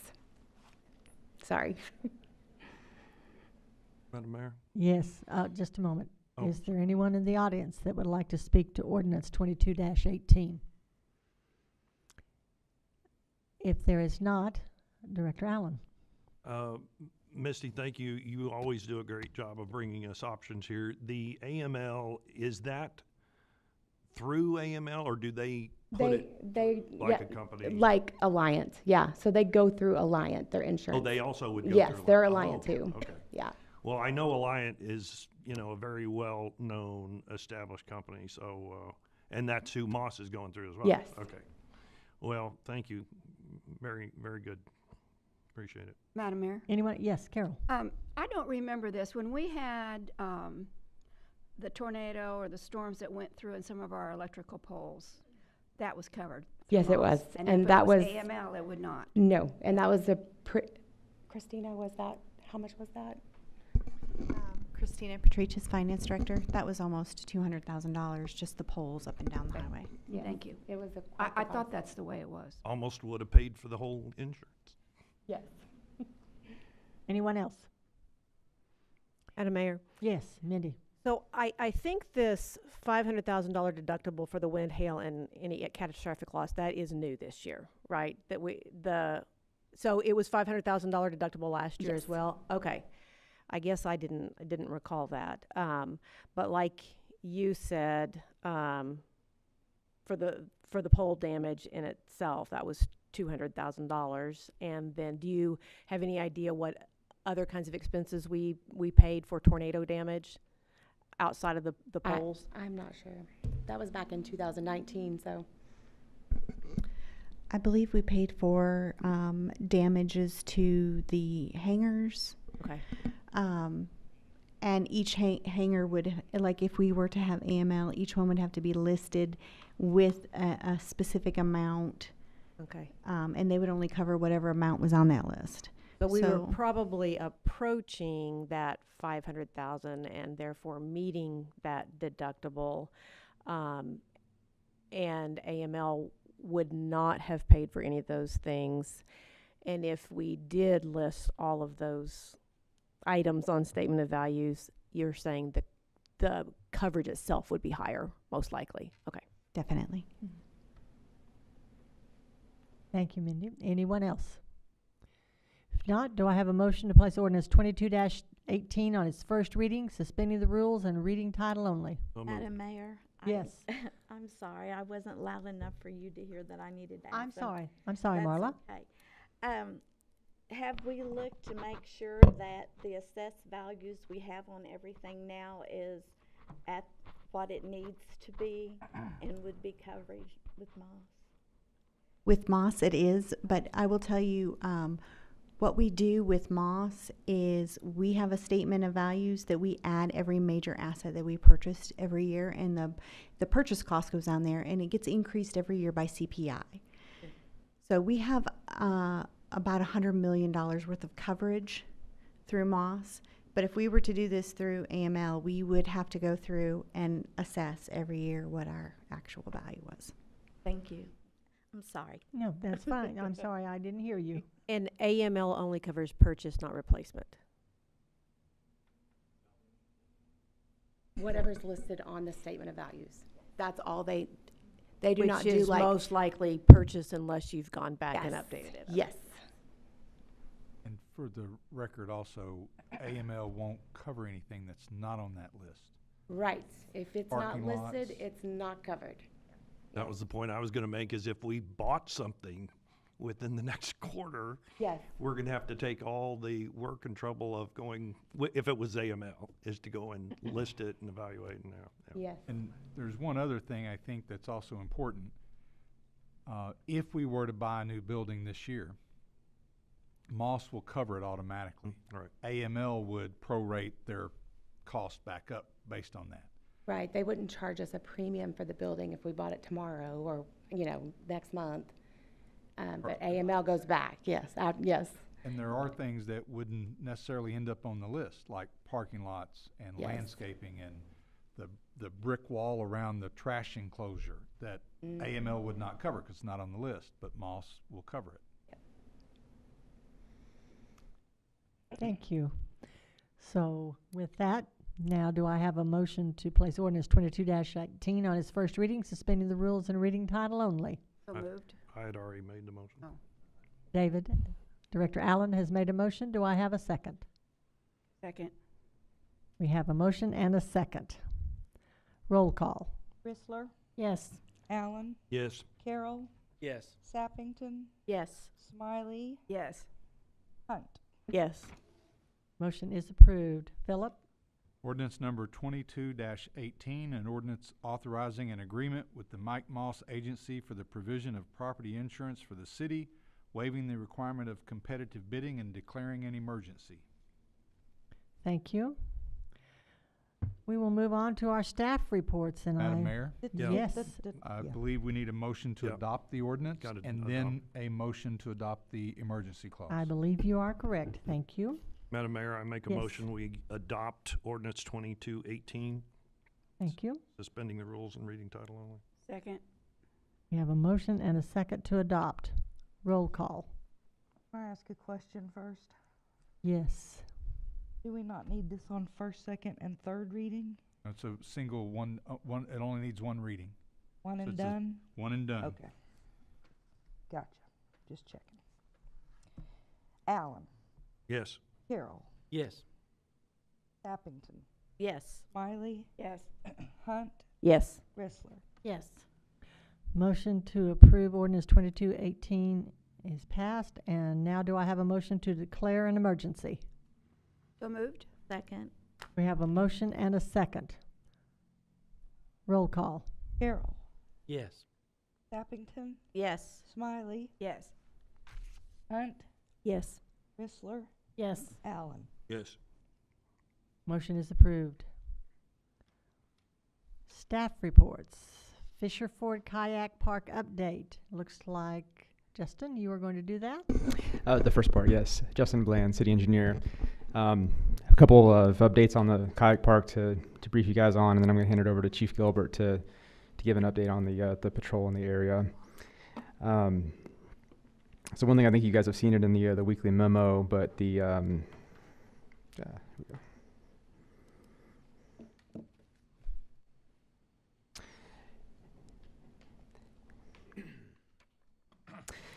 Staff has increased the parking at the kayak park towards the end of May and the beginning of June. They added 40 spaces up here on the north end. So this is in addition to the roughly 65 spaces that was there to begin with. So it's about a 60% increase in the number of stalls. The parking was putting with a, they call it manila rope around it, so it's contained and keeps the vehicles in. The idea behind that is also that we have issues with the boulders. When it floods, there's erosion around the bottom of the boulders. So we're thinking with this rope, it's going to keep that issue become worse. It'll keep the rock in place because there's not a spot for it to kind of scour around. So we're going to see how that does, but that's up and operational. And then the second update is, I believe you'll see an agreement coming in the near future. It's an agreement with IRWP, a grant that is in the budget this year to do restoration on the kayak park. And what we've seen is that on this area here, particularly in the green area down here, and then also in the yellow area, we've seen a lot of erosion on the riverbank. There's several trees there that the root balls are just completely exposed. There's concern, rightly so, that those trees are going to be lost if nothing's happened, and then the erosion is going to continue to go further into the shore. So this agreement would allow them to go in, fortify that area. But as part of that, we will probably be roping some of those areas off just to keep people off them until it can get reestablished and kind of become more permanently stabilized. So this work will be done in the fall, but basically you probably see that work and then some ropes around to kind of keep people away from it in the meantime. And with that, I'm going to turn it over to Chief Gilbert just for an update on the patrolling in the area. Thank you, Justin. Chief? Thank you, Justin. Alan Gilbert, Chief of Police, Silent Springs Police Department. Our coverage usually begins around Memorial Weekend and runs through Labor Day. We've worked tirelessly with the Benton County Sheriff's Department to create an MOU. Before the MOU, anything outside the kayak park, anything outside the city park, we did not have jurisdiction. Now that we have an MOU in place, we have jurisdiction on the way to the parks, not just the kayak park, but the city park, and then anything around that property outside it. So that's helped us a lot there. The also board, you approved part-time money to hire part-time officers. We have 2 part-time officers hired right now. We have 2 in background, and I have a couple more that should be applying soon. Our plan is we're using those part-time and future part-timers to help with those parks. We're also having our on-duty patrol divisions patrol those parks as much as possible between calls. We're also use overtime details when needed, especially around holidays. Also, Simmons was kind enough to donate a side-by-side. It's air conditioner, heat, the guys like it. Also donated a trailer for us, so for future plans when the side paths and different things open up, we'll be able to patrol those. Anything off-road, the officers can get to it a lot easier. So we're looking forward to that. Future plans, as budget allows, is to start a COP in Parks Division to help with the park safety and needs. I would like to do that in 2 to 3 years. Also a reserve unit for the police department. I've been checking on that, and I'm still working on that. That's just in the infancy stage. Any question? Oh, let me get to a little bit where Memorial Weekend, I think we towed 12 vehicles. We've had 3 weekends since then. We've towed 0. So the last 3 weekends have gone really well. It's a lot about educating, talking to people. The officers are getting out. At first, we'll give them, over our intercom, we'll give them a warning, usually give them a few minutes to get there. And then from that, we have like a 0 tolerance. We started into that, and it seemed to help. So we're not having many parking issues right now. Knock on wood. Questions? Thank you, Chief. Directors? Madam Mayor? Yes, Marla.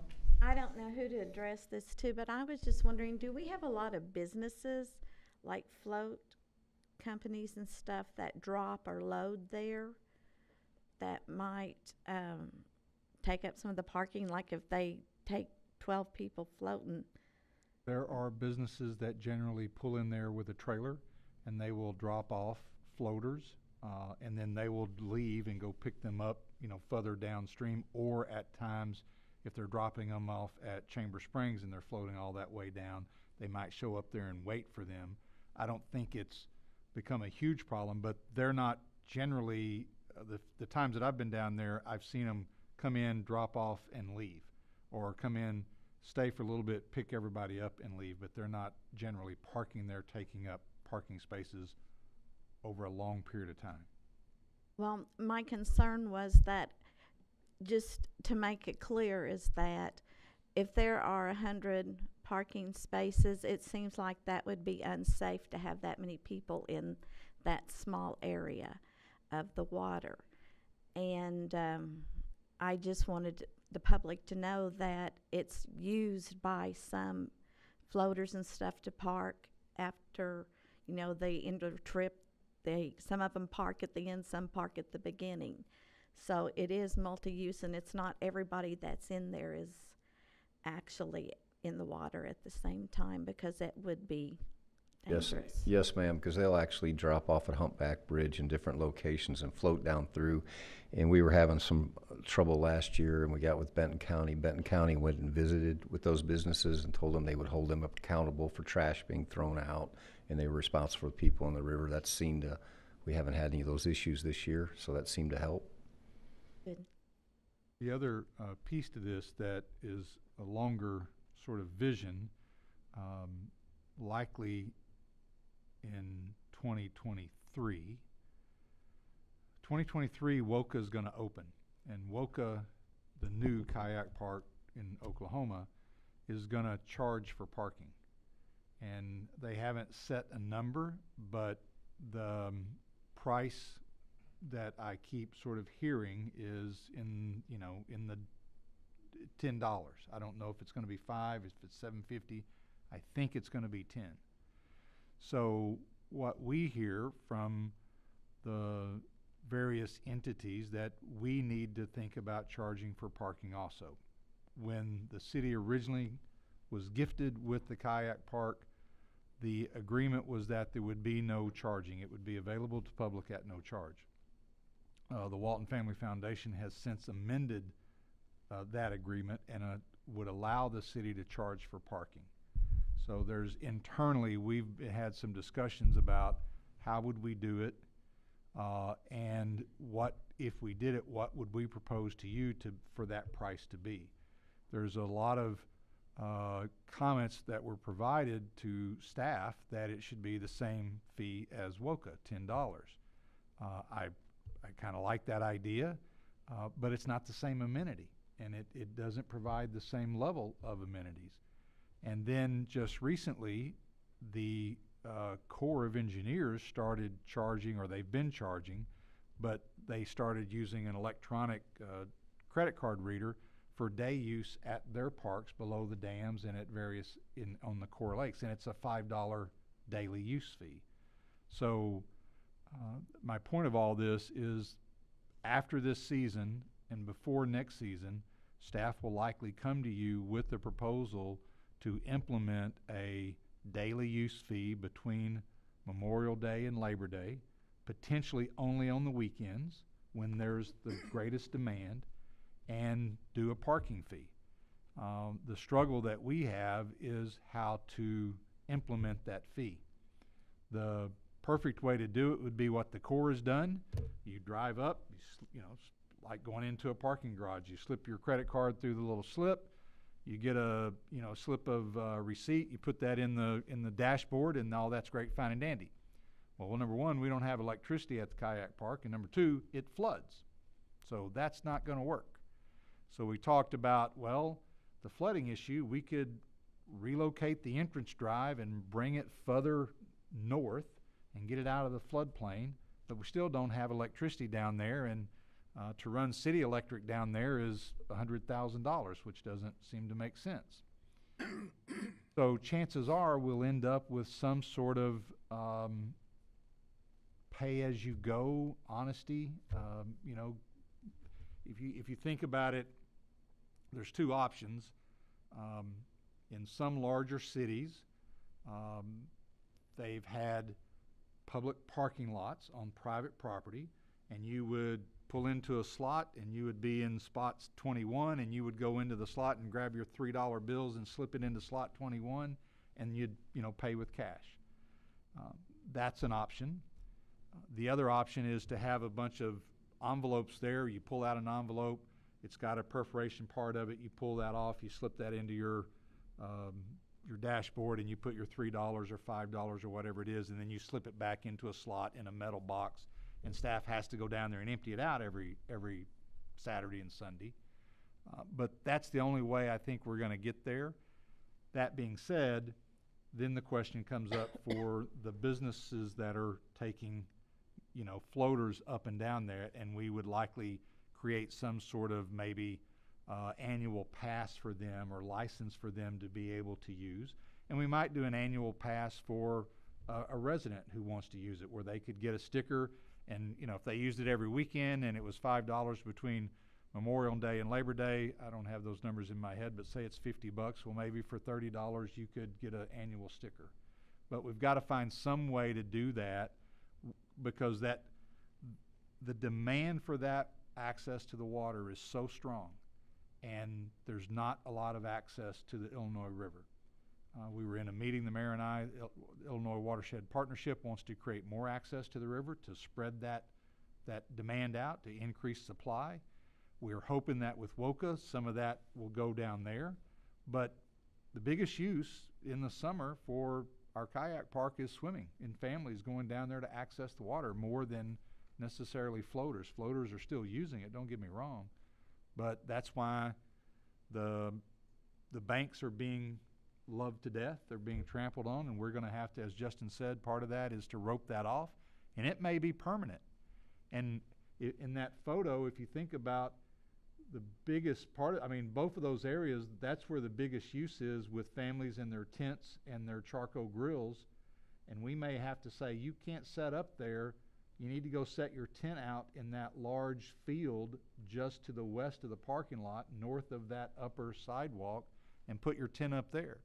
And we've talked about trying to get some grant monies for picnic tables, to put a half a dozen or so picnic tables out there. Then they can set up their canopies over those picnic tables, set up their gas grills there, not charcoal. And that hopefully takes some of the pressure off on the bank erosion. With WOCA opening up, maybe with a charge for a day parking pass, maybe that takes care of some of the demand, that it spreads that demand in further out into some of the other accesses to the river. But you asked for an update. Justin's the expert on the design and on the riparian corridor and the erosion.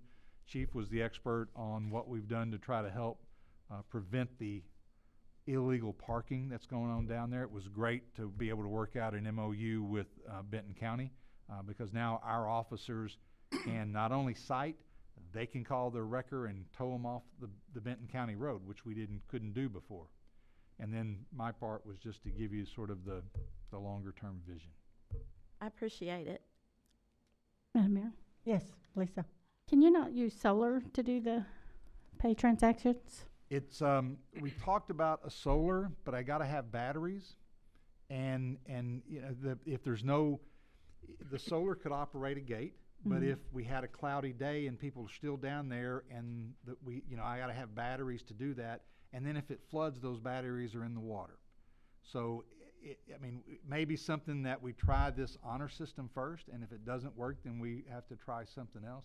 We originally talked about, you know, the solar and put everything up high on a pole, but then the worst fear is somehow, some way the solar doesn't work and the gate's down and people are in the park and they can't get out. Yeah, that's, I don't know who, David, if that's you giggling, that's the last thing I want to have happen. So we don't have I wish there was a better idea, and we're not through exploring those options, but today it seems like this honor system is probably the place to start. I think what we were talking about, Justin, can you go back 2 slides, I believe, where we can see the gravel parking? Yes. Yeah, so one of the things that we were talking about was having, if we did these, you know, boards where you've got the slots, we would have like 1 through 70 be the concrete parking and have it down by where the restrooms are. And then, you know, 71 through 100, which is the gravel parking, have another board up there where you would pay so that, you know, you could quickly put your money in. And then we have to have somebody, you know, and more than likely either a park employee or a police officer go down there middle of the afternoon on Saturday and open up those boards and see who paid and who didn't and make sure there's money in that slot. If there's no money in the slot and there's a car in that parking lot, there's a fine or there's a tow. So the other one we looked at, Director Ressler, was an app. And we found one and it really works great, but there's really poor service, cell service at the kayak park. So again, nothing is this, I wish there was this perfect solution, but we haven't found it yet. Can you tell us how much access do we have to all that land right there? We have all of that land that is in, and I don't have the exact boundary, but all of that land that you see there that is a field is city property. We have 35 acres down there. It goes further north to the first tree line. And it goes above where that low spot is in the road. So if we did a new access, we could bring the access further north and get it beyond where it floods. But again, I don't have electricity down there unless, and you know, and who knows, we may come back to you and do what I really don't want to do, which is to say maybe we have to buy electricity from Carroll Electric and put a Carroll Electric meter down there. Yeah, I didn't want to. I don't want to ask if you would swallow your pride on that one and ask Carol. It may be in the end. That's what we. I mean, yeah. I would like to, at least today, I would like to try the honor system and see how well or not it works. But at some point, that may be the other option, and I mean, it's awkward to have a city-owned electric paying another co-op for electricity, but that you know, the kayak park is a very unique park, and it's a very unique situation to own the park so far outside of the city, so far outside of our electric utility boundary. And you know, I asked Phil one day what the cost was to pull electricity out there, and it was in excess of $100,000, and so I didn't think that was a great idea. So we're happy to answer any other questions. Directors, anyone else? If not, administrators report. Thank you, Madam Mayor and Board. So I have a number of expenditures to report. Expenditures over 30 but less than the current bid limitation that is not inventory for utilities. $30,480 in the electric for 120 above ground secondary pedestals. $46,520 in electric for 5,700 feet of 4-inch PVC pipe. $34,469.23. For Public Works Water Division, 65 AMI water meters plus the software for the replacement of those, beginning the replacement of those old meters. $32,952.52 for fuel for our vehicles, 4,000 gallons of unleaded fuel and 4,000 gallons of diesel. $44,079 in electric for 3 500 kVA three-phase pad mount transformers for inventory and new customers. Those are very large transformers. Under Resolution 6121, which increased the bid limit for inventory in the utilities because of the current problems of supply, we did an $80,000 agreement for 25,000 linear feet of underground primary wire in the electric department, $60,452 water division and public works for 28 linear feet of 8-inch PVC pipe for inventory and general line extensions, $97,320 in electric for 40 25 kVA single phase pad mount transformers, $95,550 for 30 37.5 kVA single phase pad mount transformers, and finally $99,120 for 28 50 kVA single phase pad mount transformers. And all of those transformers are slotted to begin production in, I think, the second quarter of 2023.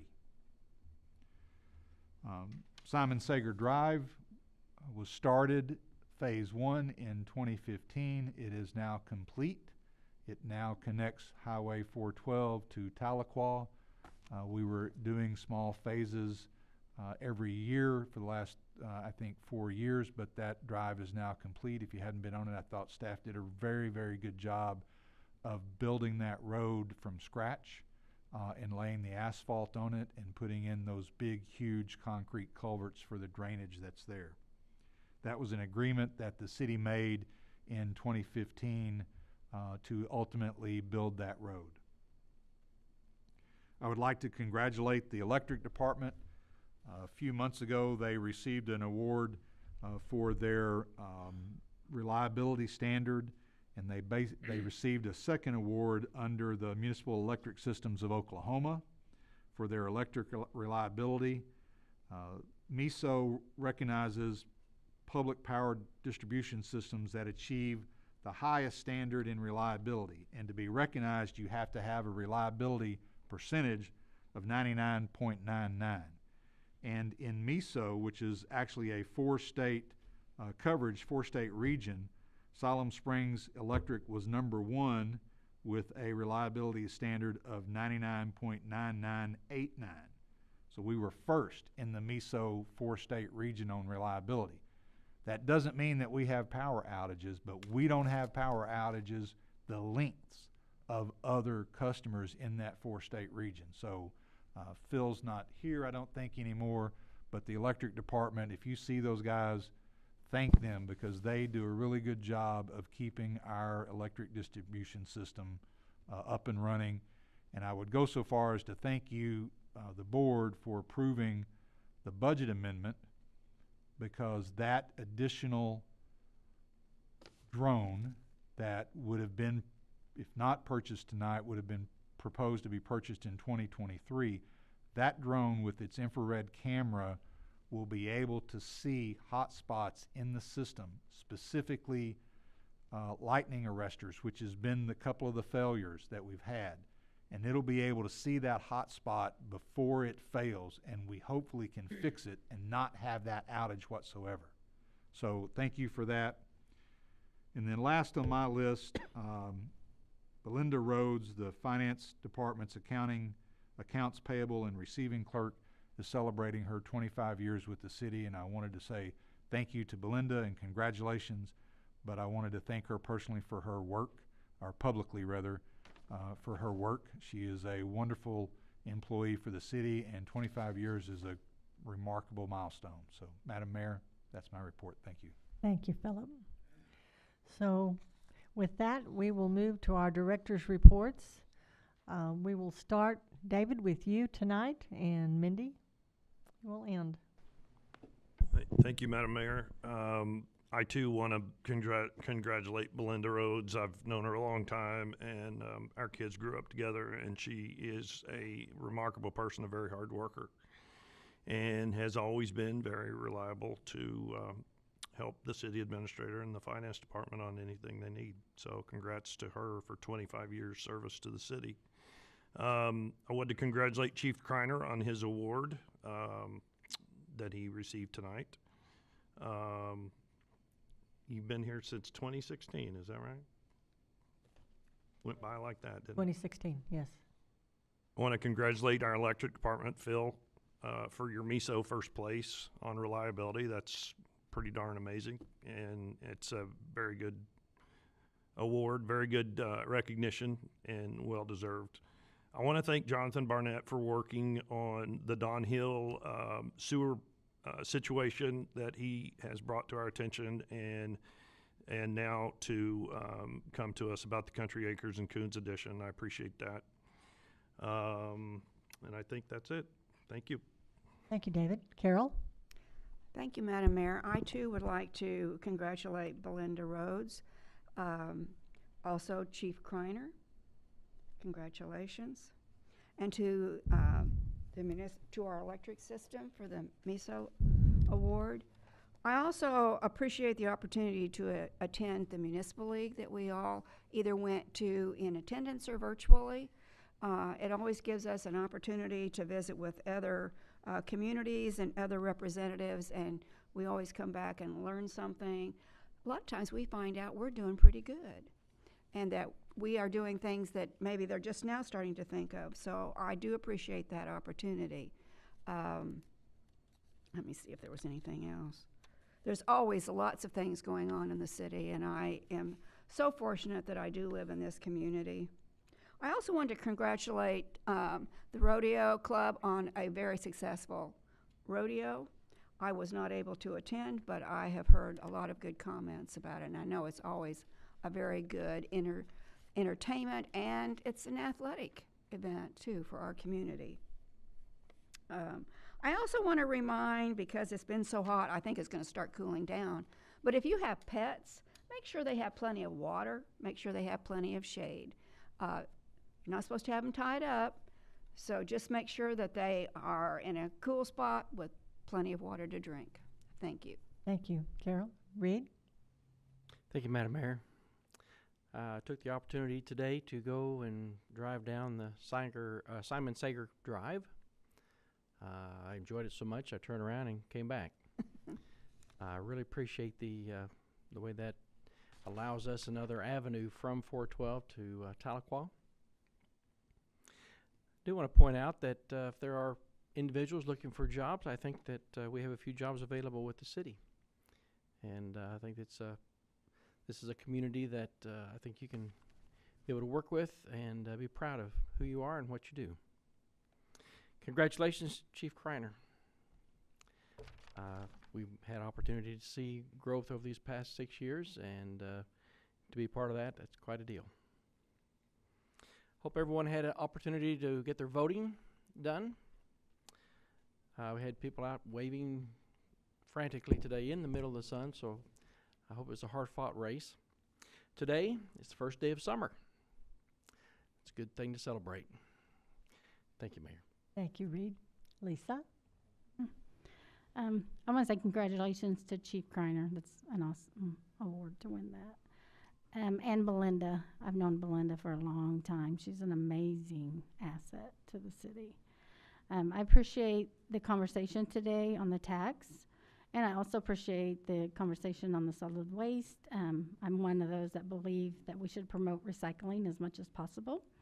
But when we have communication like that, when we have conversation like that, it gives the citizens an opportunity to hear different levels of what's going on and understand it from not just reading a memo.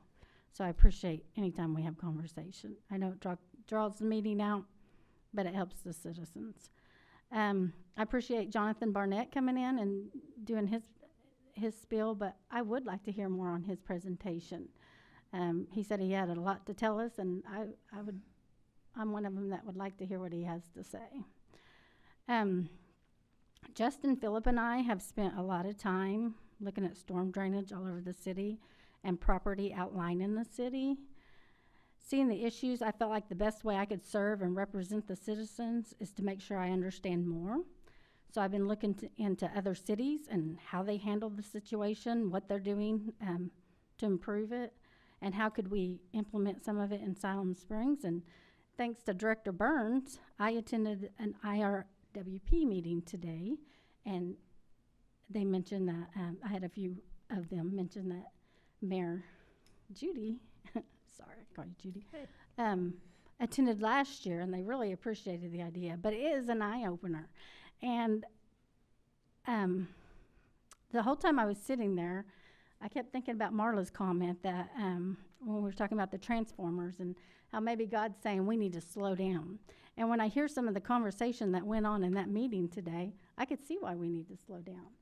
There's a lot of things we need to consider that we need to be looking at. And I would like to, if we could, before one of these directors' meetings, have a pre-presentation from the IRWP explaining, because we think we know a lot, but we don't know a lot.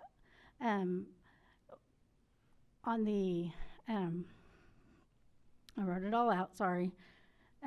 A good thought on how we move forward with the drainage issues and how we look at the Sager Creek, and how we not just look at the drainage issue in our community, but how upstream it's affecting us down here, and what can we do, not just in our community, but regionally, to see if we can solve the problem.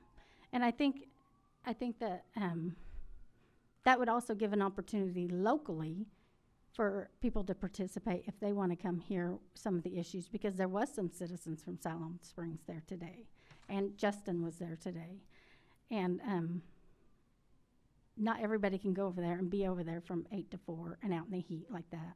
So I would like to see us do a presentation here to get it so we have a better understanding what we're voting on and why we're voting the way we are. And then the last thing I had was, last week we talked about the retention ponds, and we voted on the gate.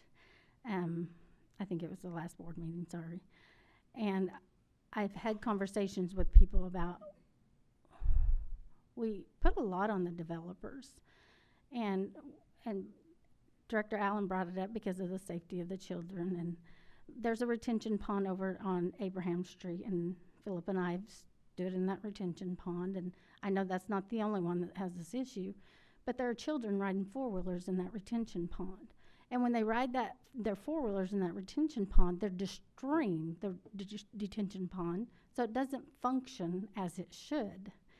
And so having a gate around it helps prevent some of that.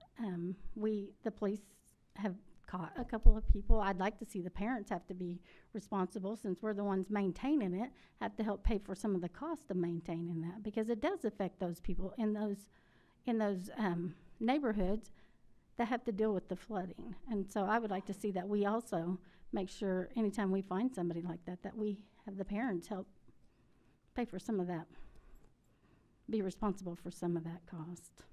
And that is, thank you. Thank you, Lisa. Just to add to what you said about the IRWP, the meeting that I did attend last year, it is a really eye-opening experience to go and listen to input from several agencies and several landowners that are affected by the drainage issues.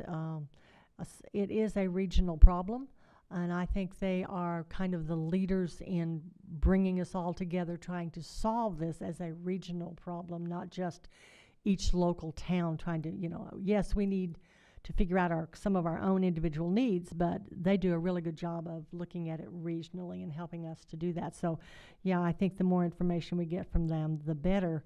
Not only do they look at that as far as drainage and those sort of issues, they're looking at the Illinois River, the water quality. That is a big issue for all of the cities that have any sort of water flowing into the Illinois River. So yeah, it is a really good organization, and they do a lot, and I think they help us a lot too. So I'm glad you got to attend.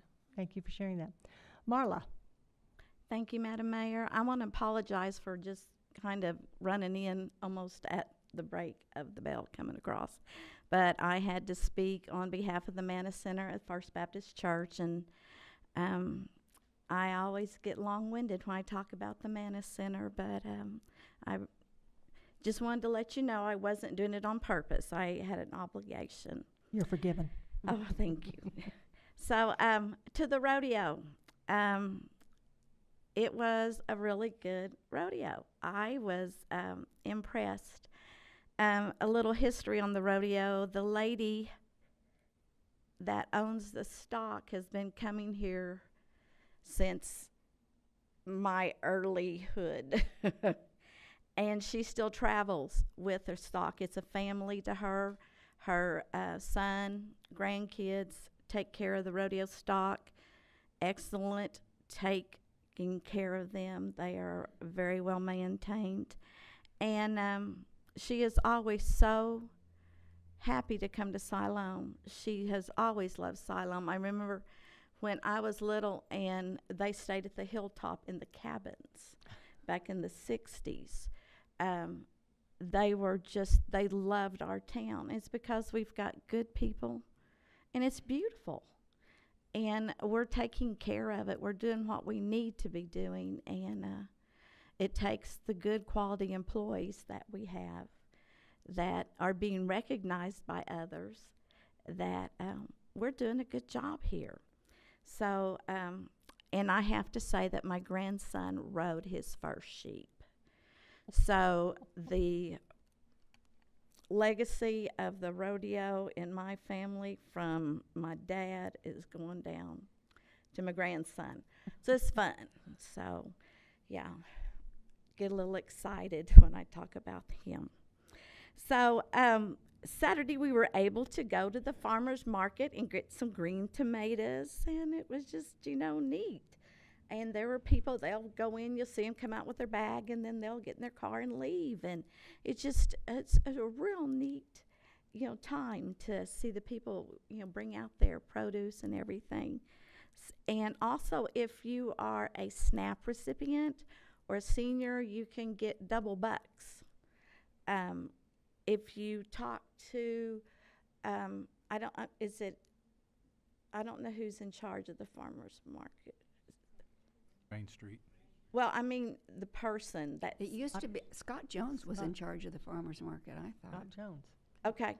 Well, they should have the information for anyone that is on SNAP or any senior assistance where you can get double your bucks to go shopping and get some good local grown produce. Fireworks safety, Kevin, it's here. We won't be here before the 4th, so happy 4th, and don't shoot any in my pool this year. Thank you. Right. Are we going to have a mosquito sprayer? Have a mosquito sprayer every year. But is it going to be on a rotation? Last year there was a reason why it wasn't or something, because I'd asked because They spray late at night. I believe the water treatment plant personnel go around and spray, and it was on a rotation last year to my knowledge. Well, there was something wrong with it or something that it wasn't, and you were going to check on it, but usually it would come about 9 o'clock at night. So I just wanted to make sure that we still had that because of standing water issues around. And let's see. That brings me to my next comment. I'd like some input from around town where we have water that's standing and not draining well, so we can look at the issues of drainage. I think there's a lot more out there than we realize. And I need some input on selling the Oklahoma property. I am against selling it. I don't think we ought to sell the Oklahoma property. I think it's an investment. They're not making any more land. Why do they need it? And we need to protect our water intake. And I'm very adamant against selling it. And I want to hear from the public, your feelings on it, and you need to look into it and read up. I've got an article I'll gladly share with anybody about the reasoning behind why they want it. And Jonathan Barnett, that's my neck of the woods. There used to be a pond behind Coons Addition that I think would gather a lot of their waste and stuff. Don't know if that's still there, but I'd like to follow up with him on a conversation on some of the stuff that I know about the area too. And happy 4th of July, and be safe. Thank you, Marla. Mindy? Okay. Reed, I got a chance to ride on our drive on Simon Sager Drive the other day too, and it is nice. We were turning out of Freddy's. We thought, can we turn left? And we did, and got right on through to Tahlequah. Nice new road. Congratulations to the electric department for their recognition, and to Belinda Rhodes for her 25 years here. I just celebrated my 25th year at JBU, so we have that in common, 25-year mark. Congratulations also to Chief Criner for your award and for your nomination as the president of the organization, and thank you for accepting the award on behalf of the whole fire department, and giving them credit for even being considered for the award. That it was a kind of a team effort. I appreciate that attitude. And one of the things I noticed when we were helping with the employee luncheon was just the really cool camaraderie between the fire department, or between the firefighters. It was just kind of fun watching you all have fun with each other. Completely trust you to save me if I ever need saved, but it was also nice to just see that you are having a good time with each other. You talked about having boosted morale, or I think Mayor Nation mentioned that, and it looks to be true, and I have a feeling that the same is true of the fire department too, under Chief Gilbert's leadership. They weren't able to be there that day, I don't believe. They had something else going on, so I wasn't able to observe them like I was able to observe the fire department, but we are fortunate to have some really good public safety personnel working for our town. I also realized when I looked at my calendar that we aren't going to have another meeting until after July 4th. So I do hope everybody has a happy 4th of July, and I hope everybody will be safe and also just respectful when shooting off fireworks. I know we had some people not too happy last year with just the length of time we allowed them to go on, and some people went a little past that, maybe not as much, but just in terms of where you're shooting, how long you're shooting, just be respectful, but do enjoy the holiday and remember the freedom that we're able to experience as Americans. And with that, I move that we adjourn. Do I have a second? Second. All those in favor say aye. Aye. Those opposed, same sign. We are adjourned. Thank you.